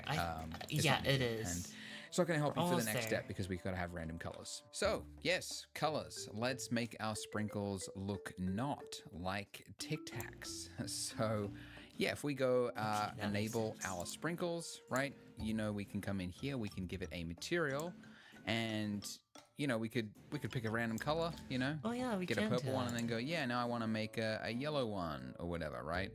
The problem with this method is, although this works and it is fast, is that you'll always have the green one will always be that bent one, that little squiggly one, right? And your eye can kind of pick up on things like that.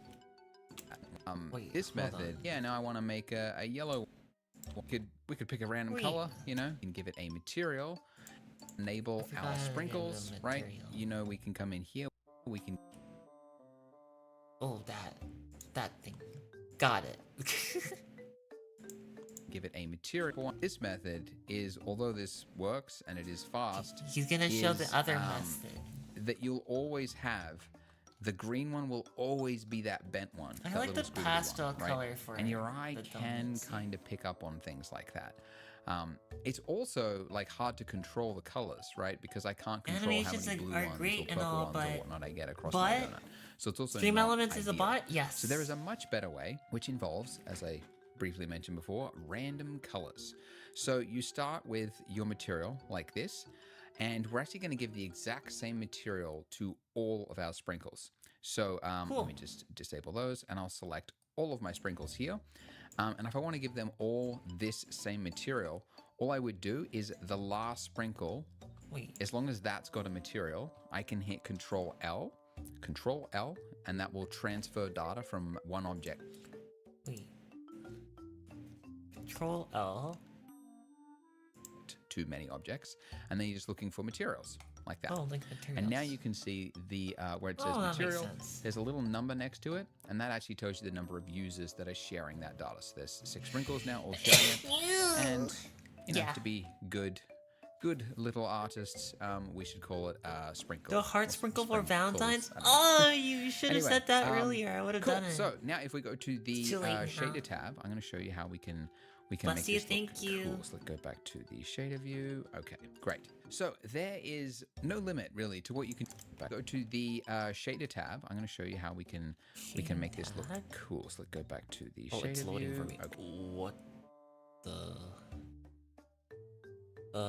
I don't see my sprinklers. My sprinklers. I don't Great. see Show you them. how we can make this look cool. So let's go back to the Where are they? Where did they go?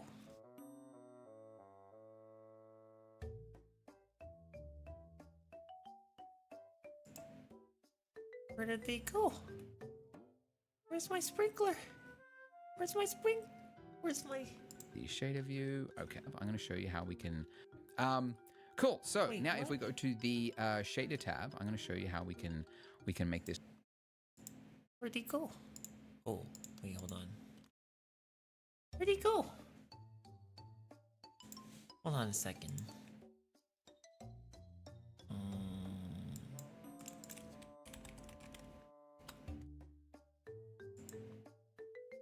Where did they go?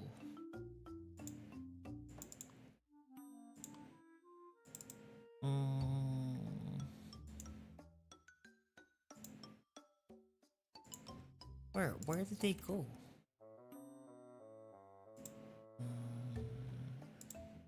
Hold on 1 second. Let me just figure out something real quickly.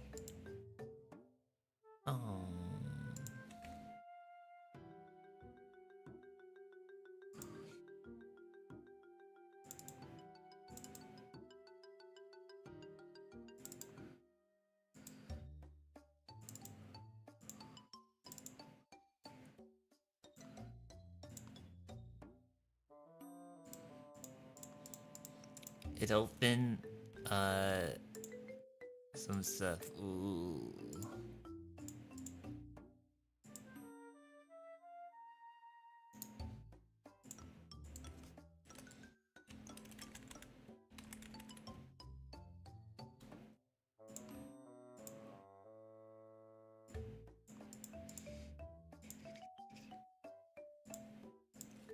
Here you go. Bro is far. This look cool. So let's go back to the shader view. Okay, So great. where do So I there do- is no limit really to what you can do with nodes. You can Sorry, plug I'm things trying to in figure and this do out this and here that, with and the- it's really cool. There's a bunch of nodes. If you hit Shift A and just go in here, there's like all sorts of How do I cool. So find the now if we go sprinkles to on the the shader shading? tab, I'm going to show you how we can. How did he go and find... I don't get it. I'm gonna close this area, because I don't need that one. I don't think I need this either. I'm gonna close this too. How do I close this one? Oh wait, what? Where is it? It's just showing them. Where's my... There it is. But...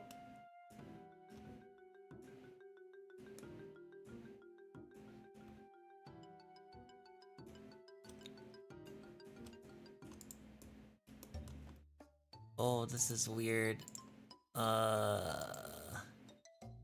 Close that area.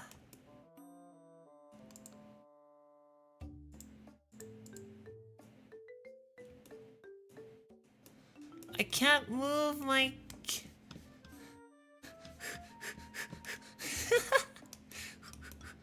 No, I don't want to move that.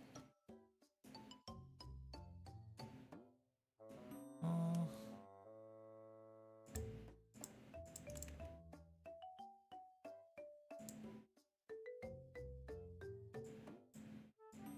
If I press this. There they are. But why does it take forever for me to like move? No wonder I couldn't spot them, it was so tiny.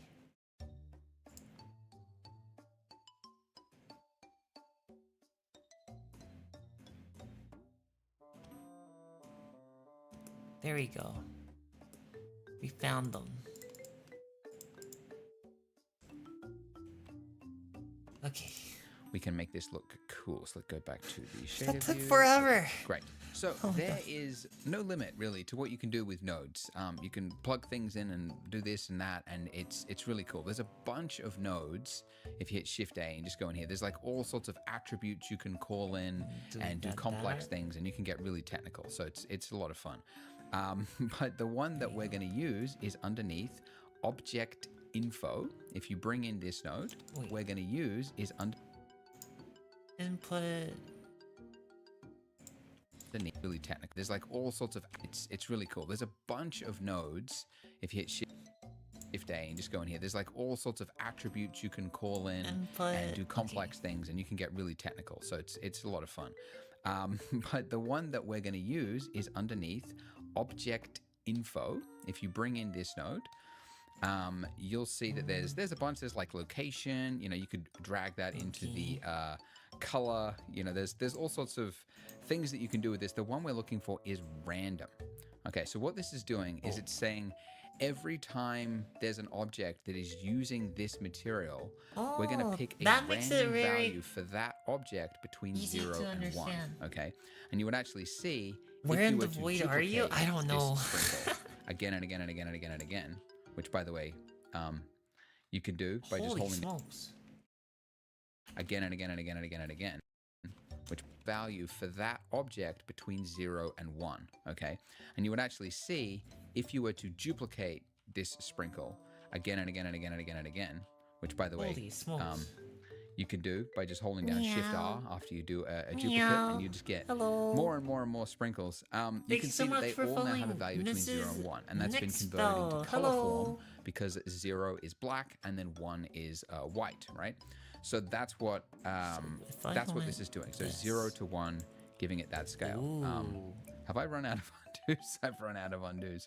Well, I have to assume that was the last one. Okay, there we go. So that's not very useful in this format, like 0 to like black to white. It's not that fun. But we can convert those single float numbers 0 to 1 into color format by between here and here, dropping in a color ramp node. So if you go add or Shift A and then go color and then go color ramp, then if you just drag this in and drop it until that line lights up, drop it in there.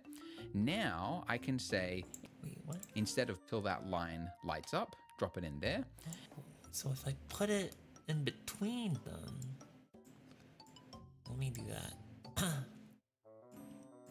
If I put it in between, so color and then color ramp. Ooh, now cool. I can say, instead of it being black at this end, let's make this a blue color. And instead of it being white, let's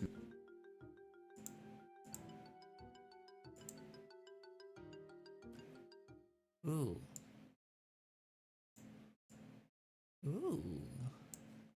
make it a orange. I'm now making a gradient. I can say, instead of it being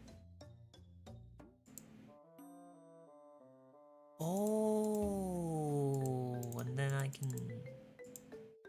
This one can be green. Let me get pastel green. Put the sprinkles red. Okay, I'll put some sprinkles that are red. I'm gonna put some sprinkles that are. Ooh, I like that kind of red too.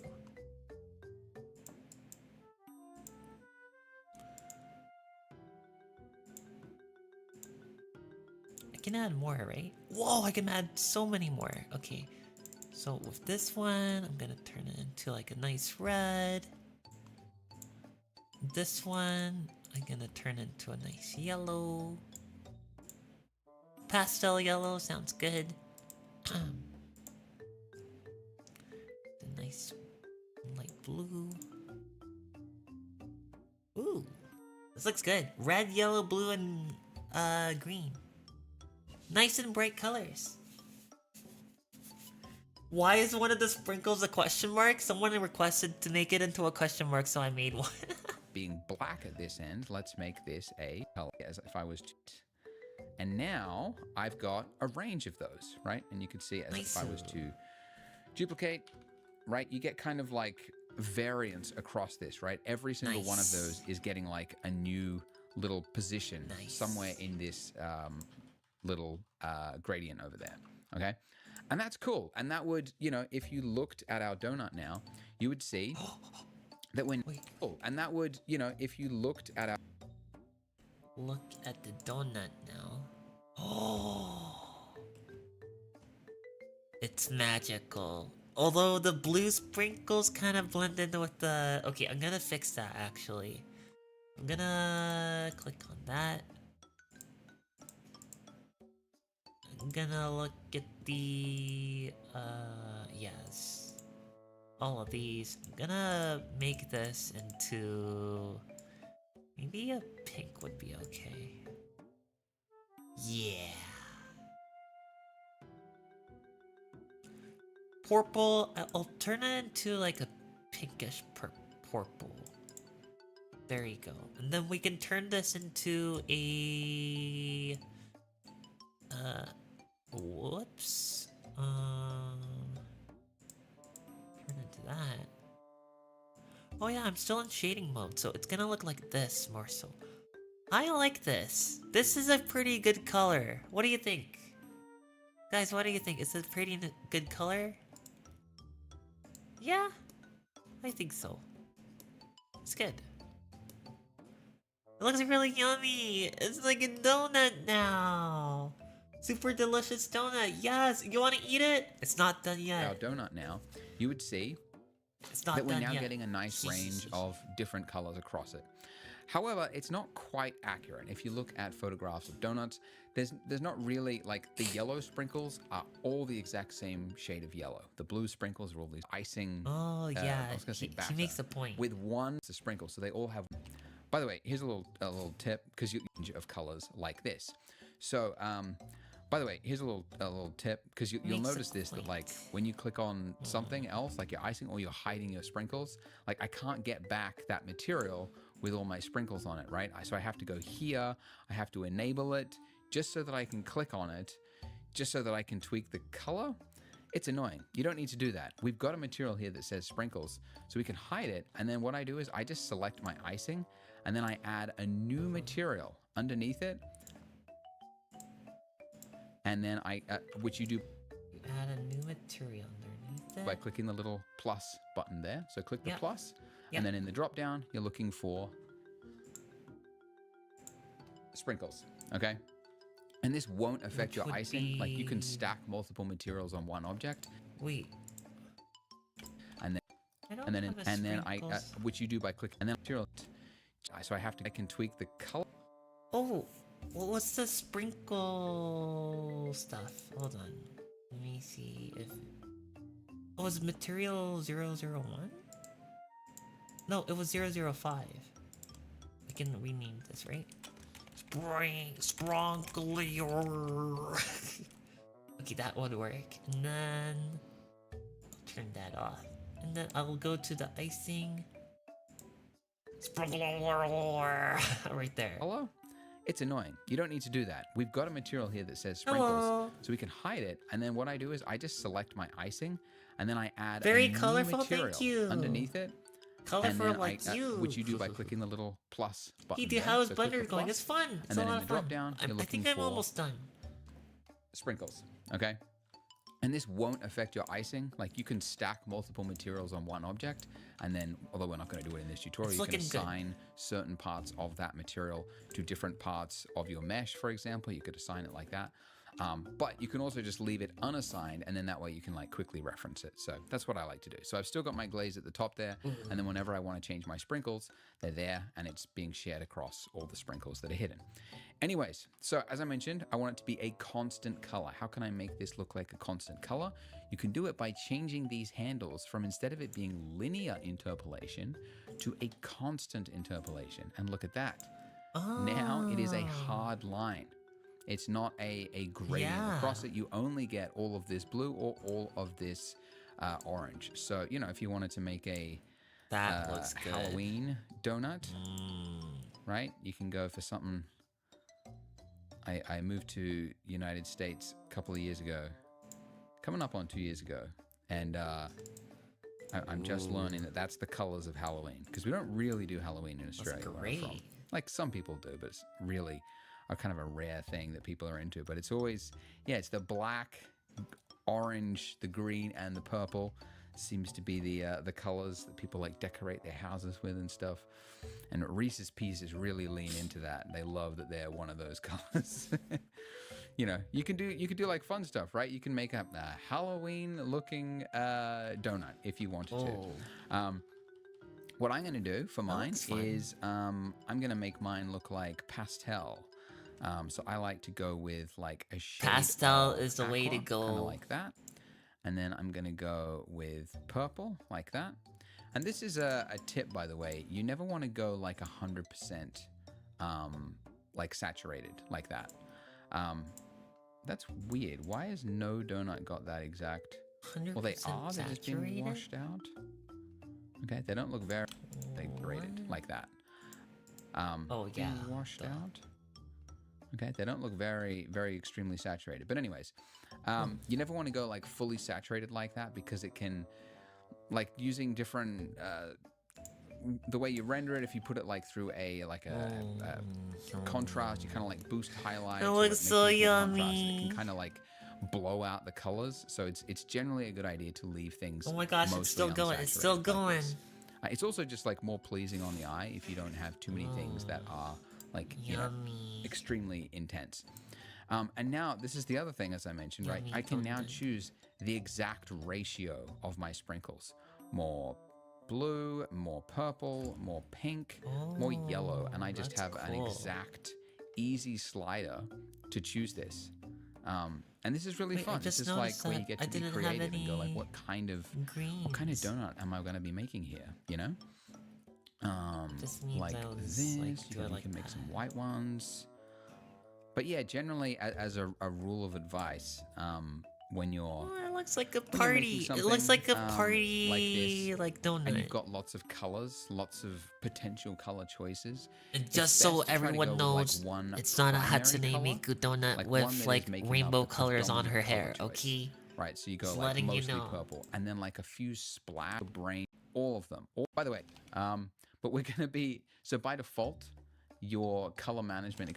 By the way, the other thing that you might want to do at this point. Color management, which would be, where would that be? Send the icing, or look a little bit like noise.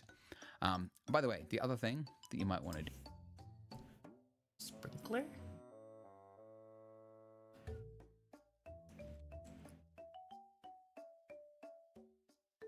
Do at this point look a little bit like noise.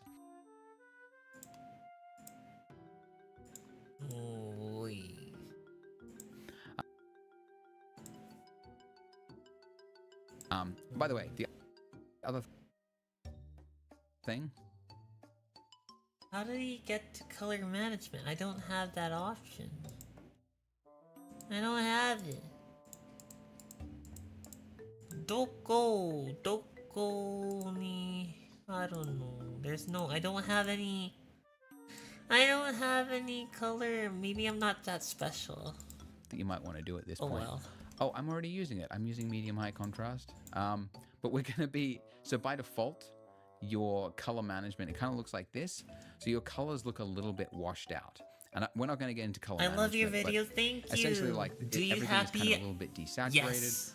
And it's designed so that it makes it easier to grade. But it's not really designed for a final render when you're using the none look. Instead, you're better off using medium high or high contrast. What's that blue cream on top of taste like? Very high contrast. That's what I use. Blue cream? And these aren't like bad. It's not that's like they're doing glaze. Like a rough, that's like, the donut glaze. It's gonna taste like a proper S-log. It's like it's kind of like a. That's a good question. What would it taste like? What do you guys think I taste like? Maybe that's a very dangerous question. Curve conversion. Nothing is peaking. It's all this. I use these all the time. Medium high, medium or high. Anyways, so that's pretty good. And then I might grab heavenly my... taste. I don't even know what a heavenly taste is. Let's move that back. Meat. Get a few more blues in there. Bit of pinks, like meat bit of whites, to you? bit of yellows. Don't eat me, okay? Don't. I'm gonna make my icing as well. Mint flavor. Bit hotter, and Minty paws. I'm gonna tweak it a little like more towards flavor. the purple range, just a little bit. Back at the sprinkles, the other thing I forgot to mention as well, sprinkles are actually a little bit shiny. if you look at references. So a little bit shiny. And then the other thing it really needs, and this does make a big difference, is subsurface scattering. So just like before, dragging down on that radius to make them all 1, and then I'm increasing the weight to be 1, and then I just drop this scale to be something really low. But that will make a big difference. Before I was like practicing for this video, and I was like, why are my sprinkles just not looking good? They weren't looking as good as a previous render I'd done, and I forgot subsurface scattering, and it does make a huge difference. So there we go. We've got a nice looking donut. Before you go ahead, what I'd like you to do is to try to create your own style of donut. You could try substituting the long sprinkles for like rounded sprinkles or like star-shaped sprinkles. Oh, look at all the... You could change the donut color to be something else. You could make more donuts by just stacking donuts on top of each other. Here are some ideas that my team, and over the years, we have different donut versions and stuff we've created. But you can do a lot. Look so have yummy. fun just experimenting and trying to create something of your own with your own creativity injected into it. And it'll also just kind of teach you to kind of think independently and like, Stack where the is this thing, donuts. and locate that. And it's Dog just a plate? You way mean of, like, dog bringing bowl? I back mean, it that kind of looks like a information. dog bowl. And also, as your homework, add some sprinkles to your plate if you want. I won't show you how to do it because it's basically the same steps as before, scattering on surface. The only thing I'll mention is that you do need to apply your solidify modifier so that you can actually paint on the correct side of your plate. And they will yeah, appear, I can do as long that. as that's done. But it's super simple, so I trust you all be able to do that. Anyways, that's it for this video. Join me in the next part, the final part, as we do the lighting and rendering.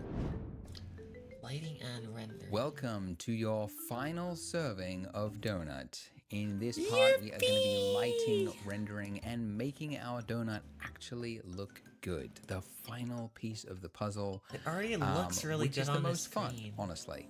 Because currently it just kind of looks like a early 90s test render or something. Very, Mine very just bland. looks like a... So let's make this actually look good. Yeah. We're going to be moving around some stuff, and you can see that if you like move an object, you always leave behind something, right? And this is just annoying to deal with. So to fix this, you parent things to other things. So for example, I if you know want how to the do icing that to be in connected Blend to the or donut, Unity. then you first select the icing, you shift select the donut, then you hit Control P to parent. And you can parent to the object or object keep transform. I always choose keep transform, otherwise it can like clear the original location and you kind of lose its location. So always keep transform. And so there you go. So now when we move the donut, the icing is going with it. Importantly, you'll notice that in the outliner, you can't see the icing anymore. The icing has gone. Where is it? And this can be confusing sometimes. You're like, where's that object? Two donuts. And it's because it's parented to the donut. So it's now underneath in this little drop down here. It's in there. It's also a good idea to use like what is connected to what as a hierarchy. It's gonna be so yummy. The donut is connected How many donuts to do you the want? plate. So I'm now gonna select the donut, shift select the plate, Control P, keep transform. And How do you want the donut? Double the donuts? You want double? I will give you double. Oh. You didn't see that. You did not see any of that, okay? You did not see any of that, alright? Double the donuts. 4 donuts stacking on top of each other. 4 donuts. Ooh, 4 donuts. But we're not gonna do that right now. The donut was a lie. I'm sorry. The donut was a lie. And I know you sound a little bit disappointed. You might be a little bit disappointed by that. That's okay. Where was it? and so now, like example, it's got the original location object, and you kind of Alright, Control P. Oh, wait, that's not what I do. Control P. Keep transform. Yeah.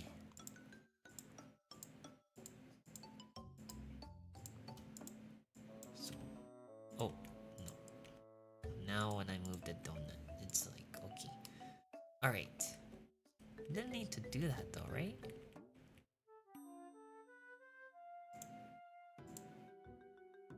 Yeah, it was okay already.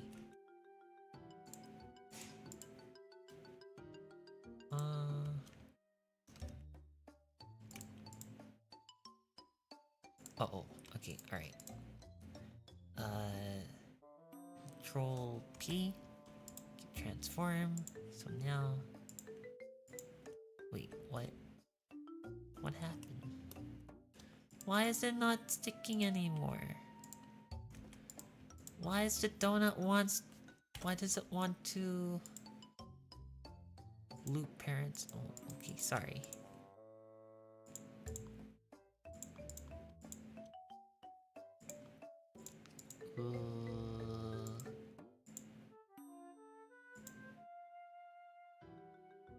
Donut. I think I messed up somewhere here. I'm gonna go back to the main. And then combine. Select's annoying to deal with. So to fix this, you parent things to other things. So for example, if you want the icing to be connected to the donut, then you first Yeah, I gotta click the icing. select the icing, you shift select the donut. And then Control P, transform, and now whenever I click the donut, now it moves. Okay, good. Alright, I got a little bit mixed up a little.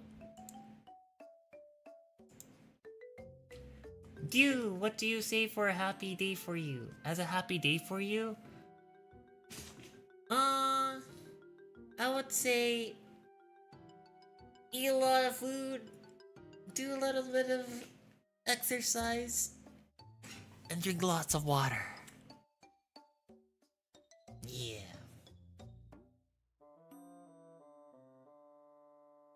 What is this plate? Don't worry about it. Are you judging my plate?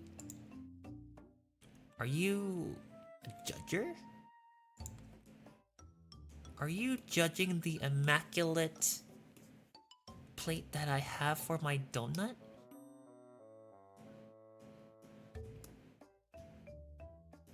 Is it even touching the surface? I don't think it even is. I'm gonna bring the donut a little bit lower.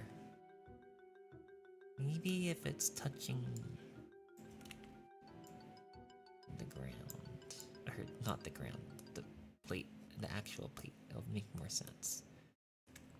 Maybe move it a little bit here, a little bit down here. Perfect. Oh, ho, ho, ho, ho, ho. I'm gonna hide the boy because they're not good. Okay, so we got two. We got a mug, and then we got a donut and a plate. Perfect. Donut, then you hit Control P to parent. Keep all icing anymore. The icing has gone. Where is it? And this can be. Are you going to add this donut to your avatar? Maybe. And it's because it's parented to the donut, so it's now underneath in this little drop down here. It's in there. It looks yummy. Yeah, it looks really yummy. I still have to add a little bit of more lighting on it. The donut is connected to the plate. So I'm now going to select the donut, shift select the plate, Control P, keep transform. And so now I can move the donut with the icing by itself or the plate with the donut. I'm going to do the same thing for the foam on top of the mug. Control P, keep transform. And then also the plate and the cup, I'm going to parent to the plane, the table. I'm going to say keep transform. So now all of our objects are in here, right? They're all parented and, you know, they're all found underneath this. So we got to make sure that it's actually named correctly. So I'll call that table. This is going to be called plate. And are you watching the Super Bowl? No. I think we're good. Okay. I'm not a football kind of guy. Now, I've actually got two lamps in mine. Most of you don't. You've just got the one, so I'll just delete that. But yeah, let's go into lighting. Ooh, right, the fun bit. Actually making this look cool.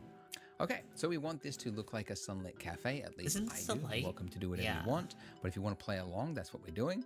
So with our lamp here selected, you can see that we've got a number of different types here. We've got point, sun, spot, and area. I generally usually just use between point and sun. Occasionally a spot lamp. Oh my gosh!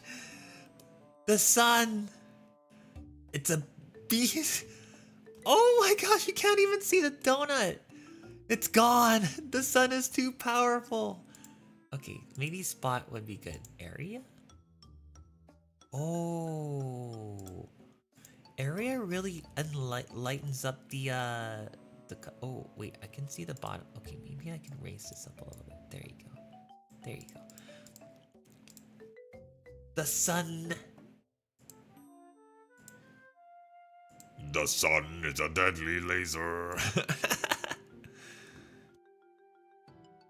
I just want to like focus on one specific thing, but I rarely use an area lamp because there's not much difference between that and a point lamp with a radius, essentially, like making it larger.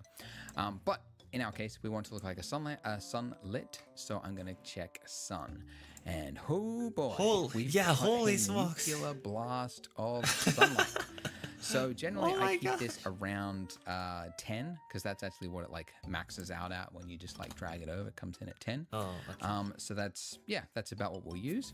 I also changed the temperature, which is, I think it was 4.5 they introduced this. But yeah, you can now adjust. You can put the sun underneath the area, I guess. And it still lights up.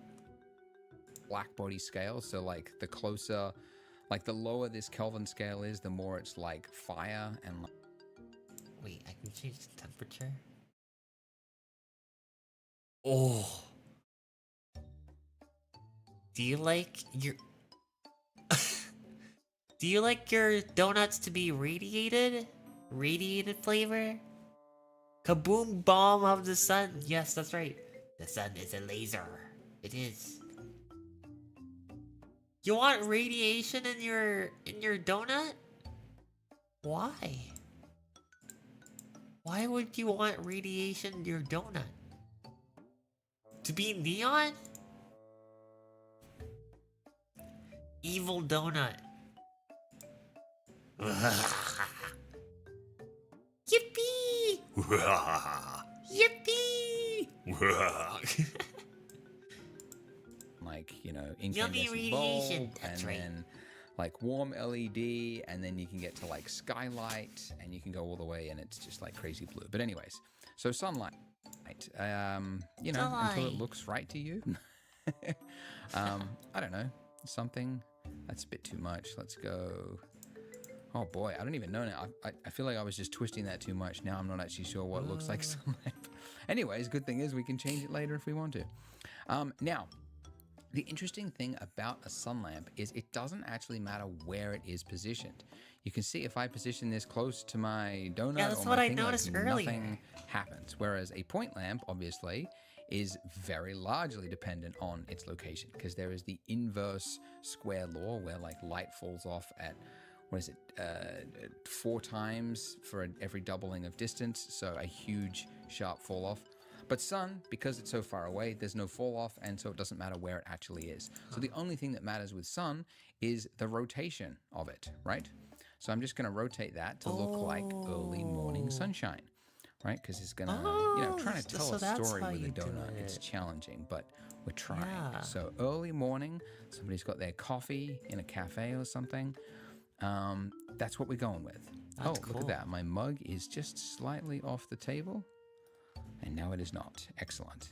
Now this by itself is pretty boring, right? If you were to do a render of this, which you can do just by hitting F12, right? It's okay, but it's like this feels too naked, right? It's just being blasted with light everywhere. It helps to try to shape it and kind of highlight what is important, which is these two elements. The rest of the scene, that can just, it's not important to us, right? So we can throw that into shadow. And it's also an opportunity to make it look like there's a scene outside of the view there, which you can do by casting shadows into the scene. So I want to basically set up 2 blockers to make it look like this is shining in through a window. And as is typical that sounds really with cool. with 3D, you don't have to model the windows because we're not looking at them. They can just be blockers. So I'm going to hit Shift A, and for my blocker, I'm going to use a plane. Okay. So it brings in Oh, this. I'm going to move it over there. I'm going to go R and then X, holding down Control until it says 90 at the top of the screen there. Do a single click. All right, that is my. Wait, I'm going to go it so R fast. and then X, holding down. Oh, right. And then do R, hold X. And then go to...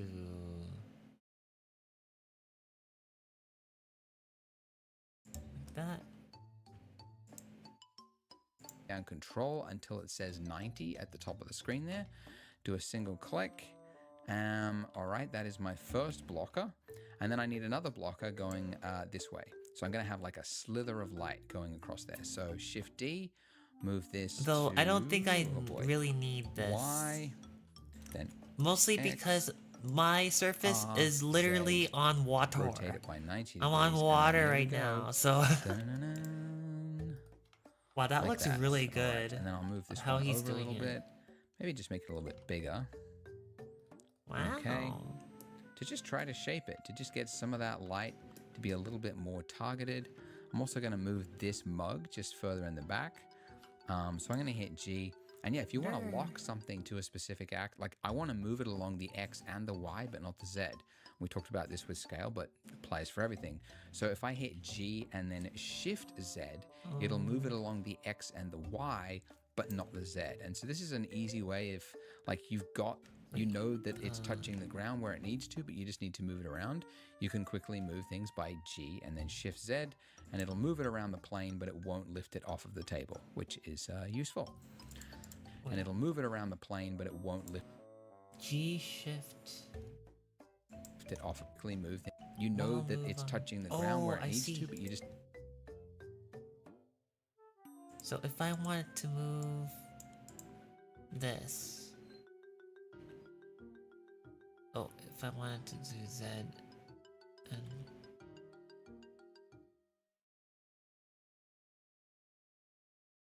only move like that. Oh, that's so useful. Oh, that's so useful. Okay, alright. That's good to know. Ooh. I kind of want to make this tilt a little bit to this way? No.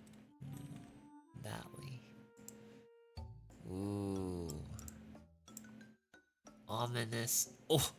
It's like blocking everything. There you go. Why is my shadows all like gross? Why is it... Am I not rendering this like correctly? I don't know what's happening.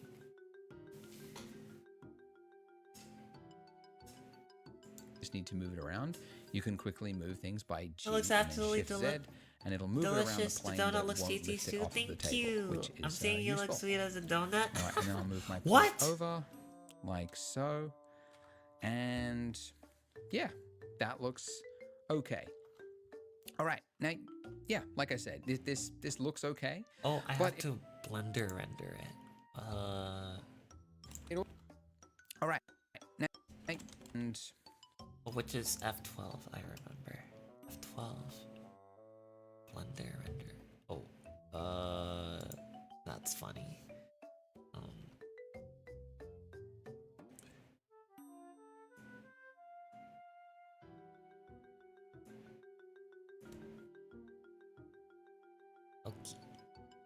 I do that. And then I'm gonna actually take this over like that, so that way the camera can actually see. There you go. There you go. This looks good. Save here.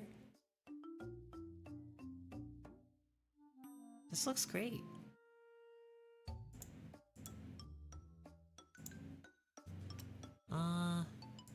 yeah, that.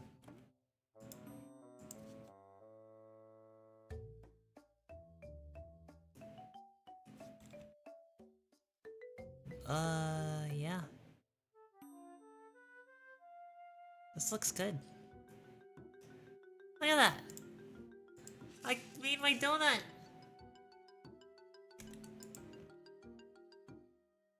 Once you add a glass shader to the water, it'll look nice. Yeah, so the shaders, I'm gonna add more like stuff later after the stream. Because I have to like download everything and I don't have the assets and the materials to like, I don't want to spend the time like in the stream like searching and looking for stuff. But That looks okay. it's really bright. Right, yeah, now, it is. It's like I said, really this looks bright. okay. But it looks also good. looks kind of a little bit like film noir, right? And what does film noir look like? It looks fake. Looks very like curated and designed in a comic strip, right? And the big telltale for that is like we've got almost complete darkness over here, right? And the real world is not like that. If this was a cafe, you would have things bouncing off other objects to the left-hand side outside of frame. But not only that, this is a sunrise. It's not happening on Mars or anything like these symbols. And yeah, let's actually move these two controls. F2. Remember the key. I think. Fine. Can just and then we or I can one. And this is actually working with light. Should only think I actually up a little bit going for realism. Very color along the surface. So if you want to highlight the sprinkles, color distance and surface, use a just along a surface. So if you want to highlight the sprinkles or something like that, you would use a very small radius like this, so it's really sharp shadows. Whereas if you want to reveal more of the form and just the overall color of a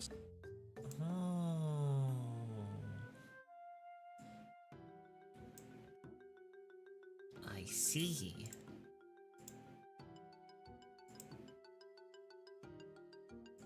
Use point.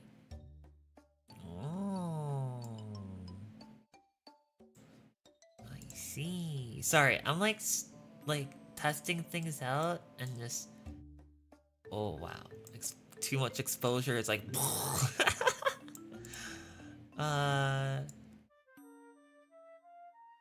Ooh, okay. I see. Oh, it looks so weird without the shadow.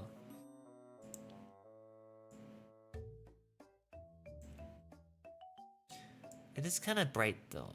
Maybe if I reduce the there you go. It looks a little bit more better. More better doesn't work. It looks a little bit better. Surface, that is when you would use a larger radius, right? As a general rule. And it has a huge impact on lighting. The other big thing is distance. It just looks too spot value. Sliding coming on. So again, I'm gonna hide. And again, oh, you can add like the sky as well. Now I can and that gentle camera view. And now I'm just gonna move my camera in a little. Okay. All right, and that's pretty good. That is not bad. Now you can play with it a little bit, but that's generally we've got it in the right place. Now I'm going to move my camera in a little closer, so I'm going to check this.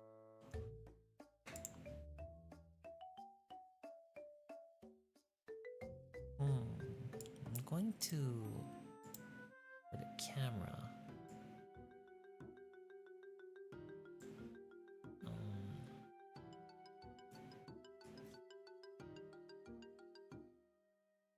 How do I zoom with the camera?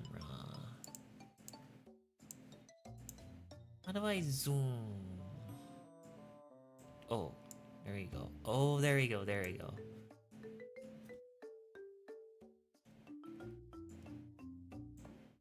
There you go. Perspective. What is this one? What does this one do? Panoramic? I don't want that. This looks good.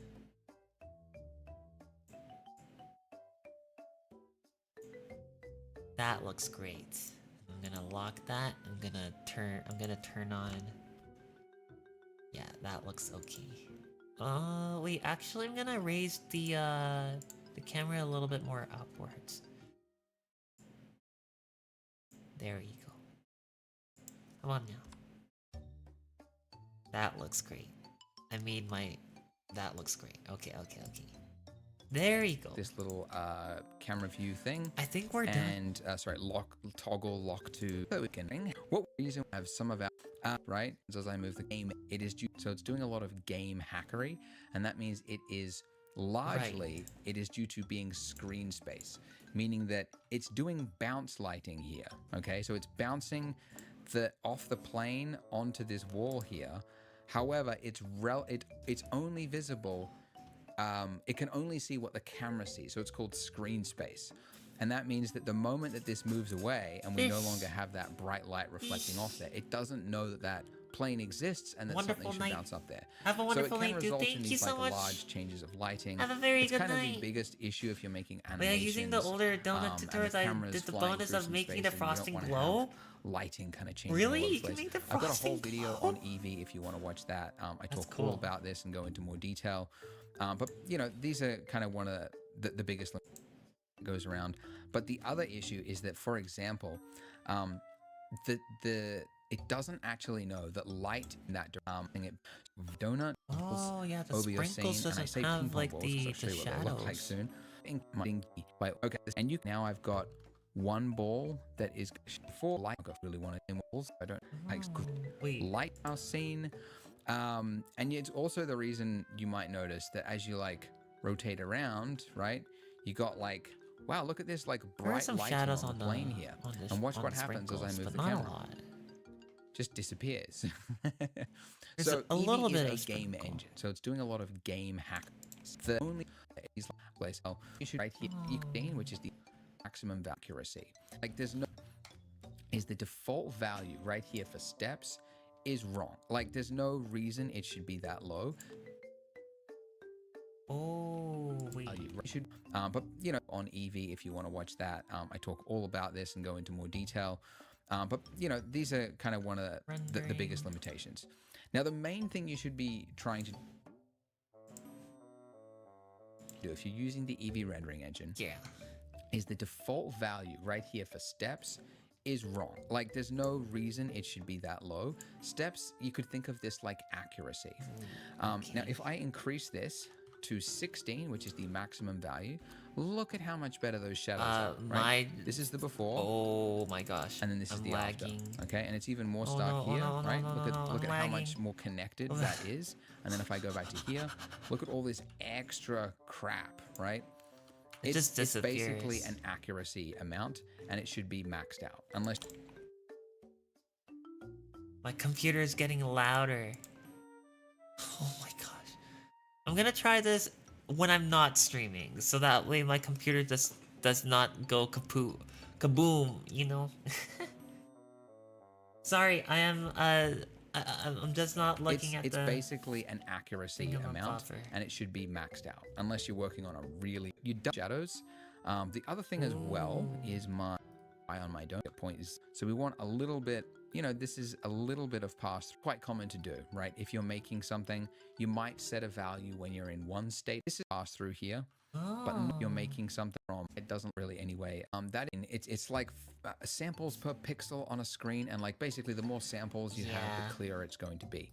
Now, what you're like actually looking at right now is the viewport samples, which is set to 16. When you do your render, it will kick in and use this amount, which is 64. So see how fuzzy it looks there?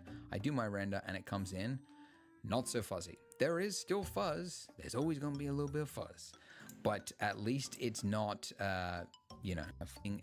I'd be like point. So this will click on the object. Now, if you've got what I have here, you can way to not only make something look more realistic, but also to guide the viewer to what is important, because that is one of the biggest problems you have as an artist is you're giving somebody an entire image and you're trying to tell them like what is the important bits, like what should they be looking at, and they don't know if everything has just got like hyper noise and detail and color and everything. So you're trying to guide it, and that's one of the tools to do that. And one final other tip as well, because the biggest like downside to using Eevee is like the shadows just don't feel crisp enough. They don't feel like tight enough to the object. It's kind of a little bit too blurry.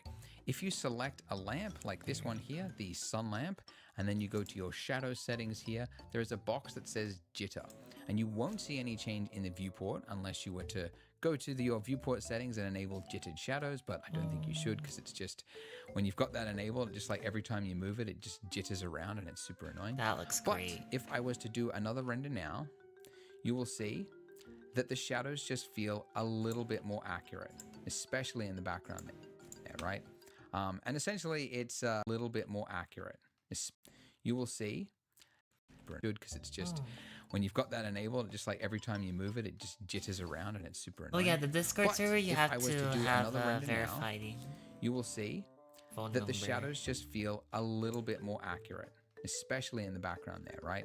And Yeah. essentially, it's I'm sorry about I believe that. it's like rendering each, like, multiple versions of the lamp at, like, because it's got a radius on it, a little soft radius. So enabling jitter can work a lot better for like soft lamps like what we've got here. So there you go. So that's one of the other tips. But if you want to go very realistic and you want to avoid the cycles is a what on the it is but this I've got that I can do It's a like render.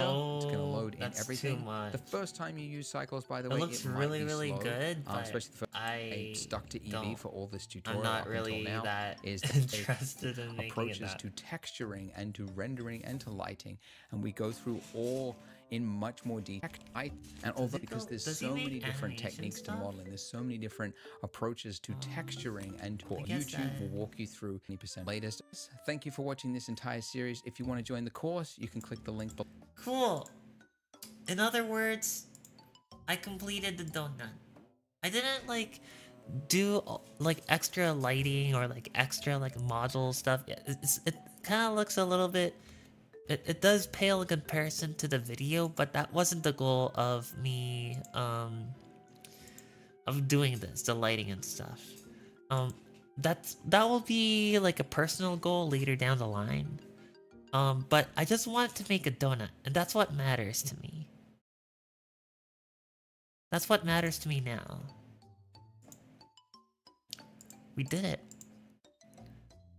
We did it. So I'm gonna actually get this image and save it as I'm actually gonna move the camera a little bit more up.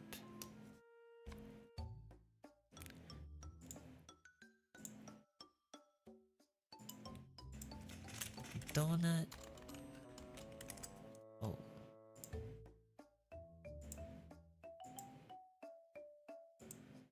Part 2. Now, that being said, my version of the donut is not really complete. And I will explain why. The reason why is because, and I'll show you.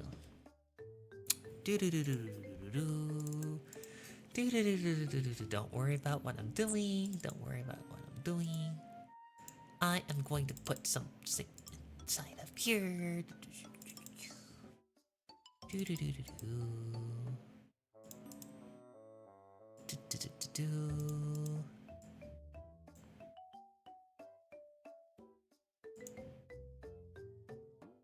Oh ho ho ho!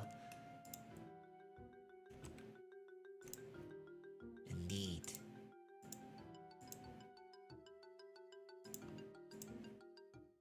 That is a Fortunia. And I will go over here. Where is it?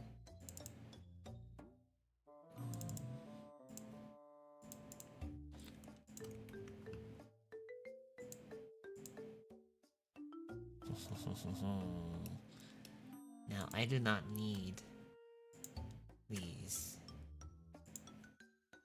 I only needed this. Oh boy! This is what I wanted to do. No pun intended.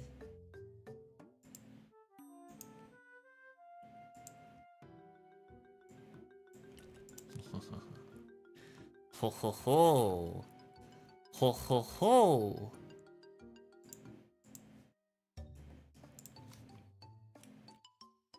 The donut is coming.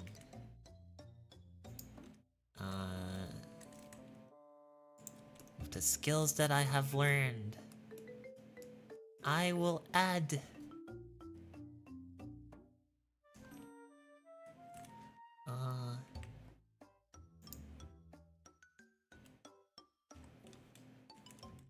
Wait. V X Y Z.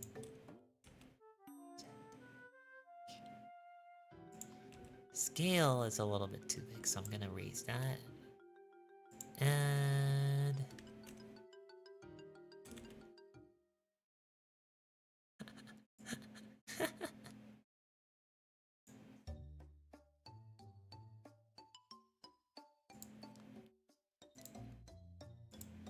now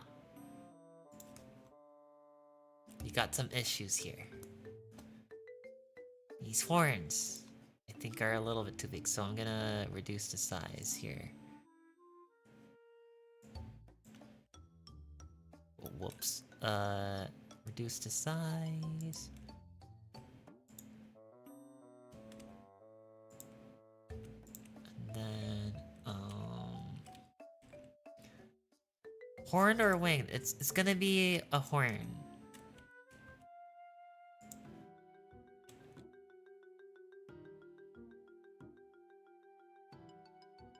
Oh.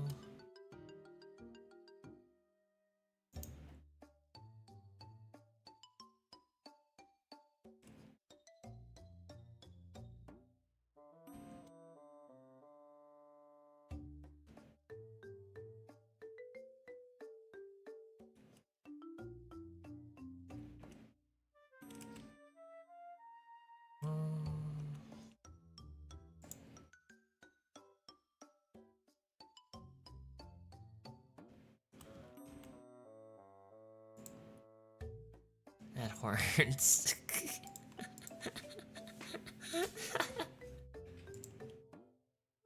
Oh, whoa, I did not mean to do that.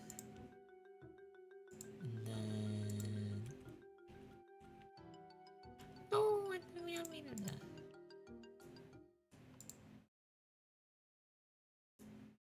It doesn't look all that great. One second.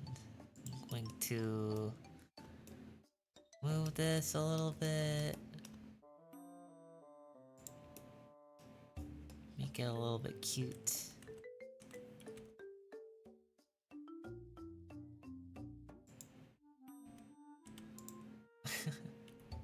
It's almost finished. It's almost finished. There you go. Wait,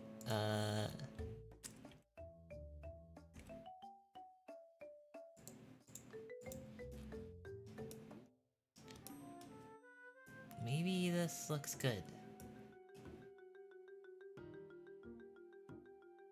Maybe?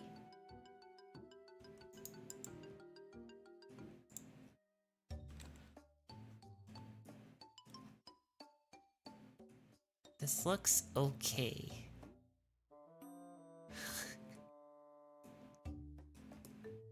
This looks okay.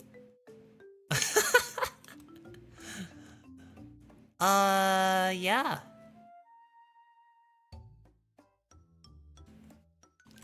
The donut, everybody.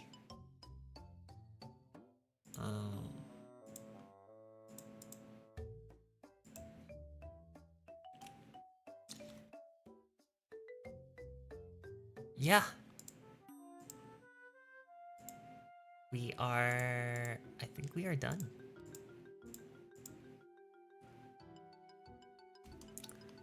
And I am going to put up the image. 1 second.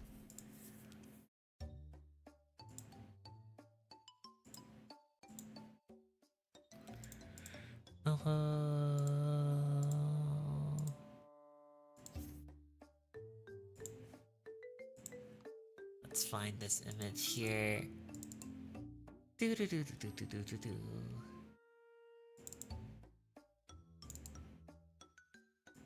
Perfect.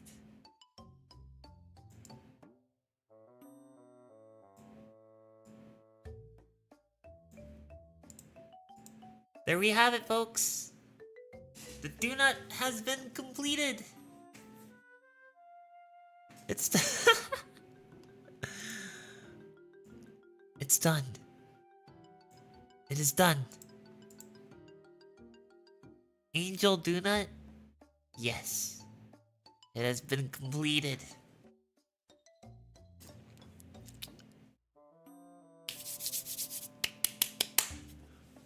Congratulations, thank you. If I saw this donut, I would think that it's evil, which has cast a spell on you and turned me into a donut. I would still eat. You would still eat me if I were turned into a donut.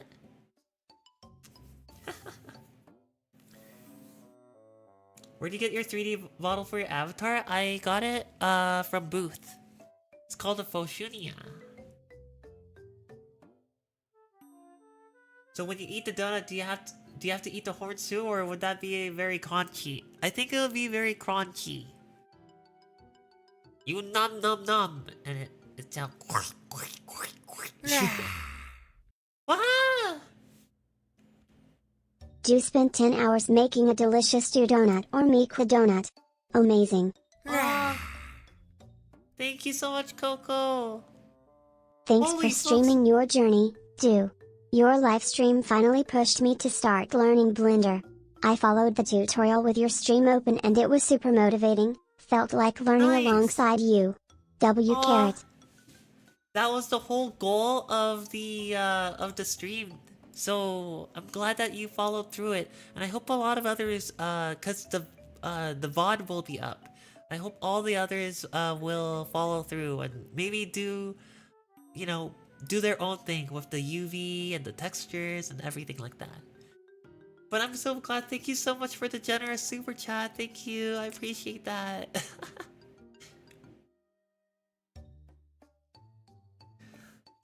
So yeah, I'm so glad that I finished it. It's not like perfect, but it's okay. I'm not aiming for perfection. I had a lot of fun. And next time I'm going to add learn more animation stuff. So I'm looking forward to that too. I don't know if I'll do it on stream, but maybe it will be fun on stream. Who knows? But next stream, I don't know when I'll do the next stream. It'll probably be a VR chat stream where I get to talk with you guys a little bit more properly. So yeah. Oh, you sound and look adorable. Thank you. I appreciate it. Wow, Bucky, thank you so much for that super chat. Thank you. It was super fun to watch to make it. Thank you. Your horns are actually made out of cookie material? Yeah, kinda does, huh? A great job, you did a great job. Thanks for the stream. I had a lot of fun. Thank you so much for staying and watching the stream. But yeah, thank you.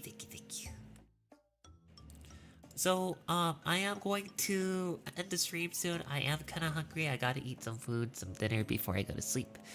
So, thank you so much for everyone joining. I had so much fun. And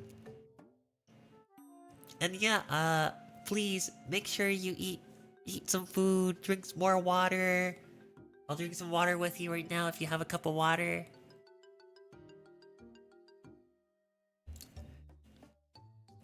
And what else would I want to say? Thank you. Well, all I have in my mind is thank you. Thank you.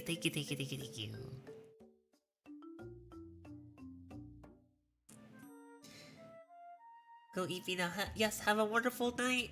Good night, wonderful full parrot. Good night, Starlet. Good night, Coco. Good night, Lego. Good night, Jan. Nice stabbing emojis. Make sure not to let your donuts explode. Yes, that is true. I am going to export the donut, and I'll take it. I'll upload it on Discord, so you guys can have fun with it. But that being said, have a good night. The sprinkle incident where it explodes, yeah. All right, have a good night, guys. Bye. Take care of yourselves. Stay safe. Oh no, you just joined when the live stream was ending. Yeah, unfortunately. I finished my donut, as you can see. Okay. Have a good night. Have a good night. Have a good night. Fish attack. No, not the fish attack. No. Ah.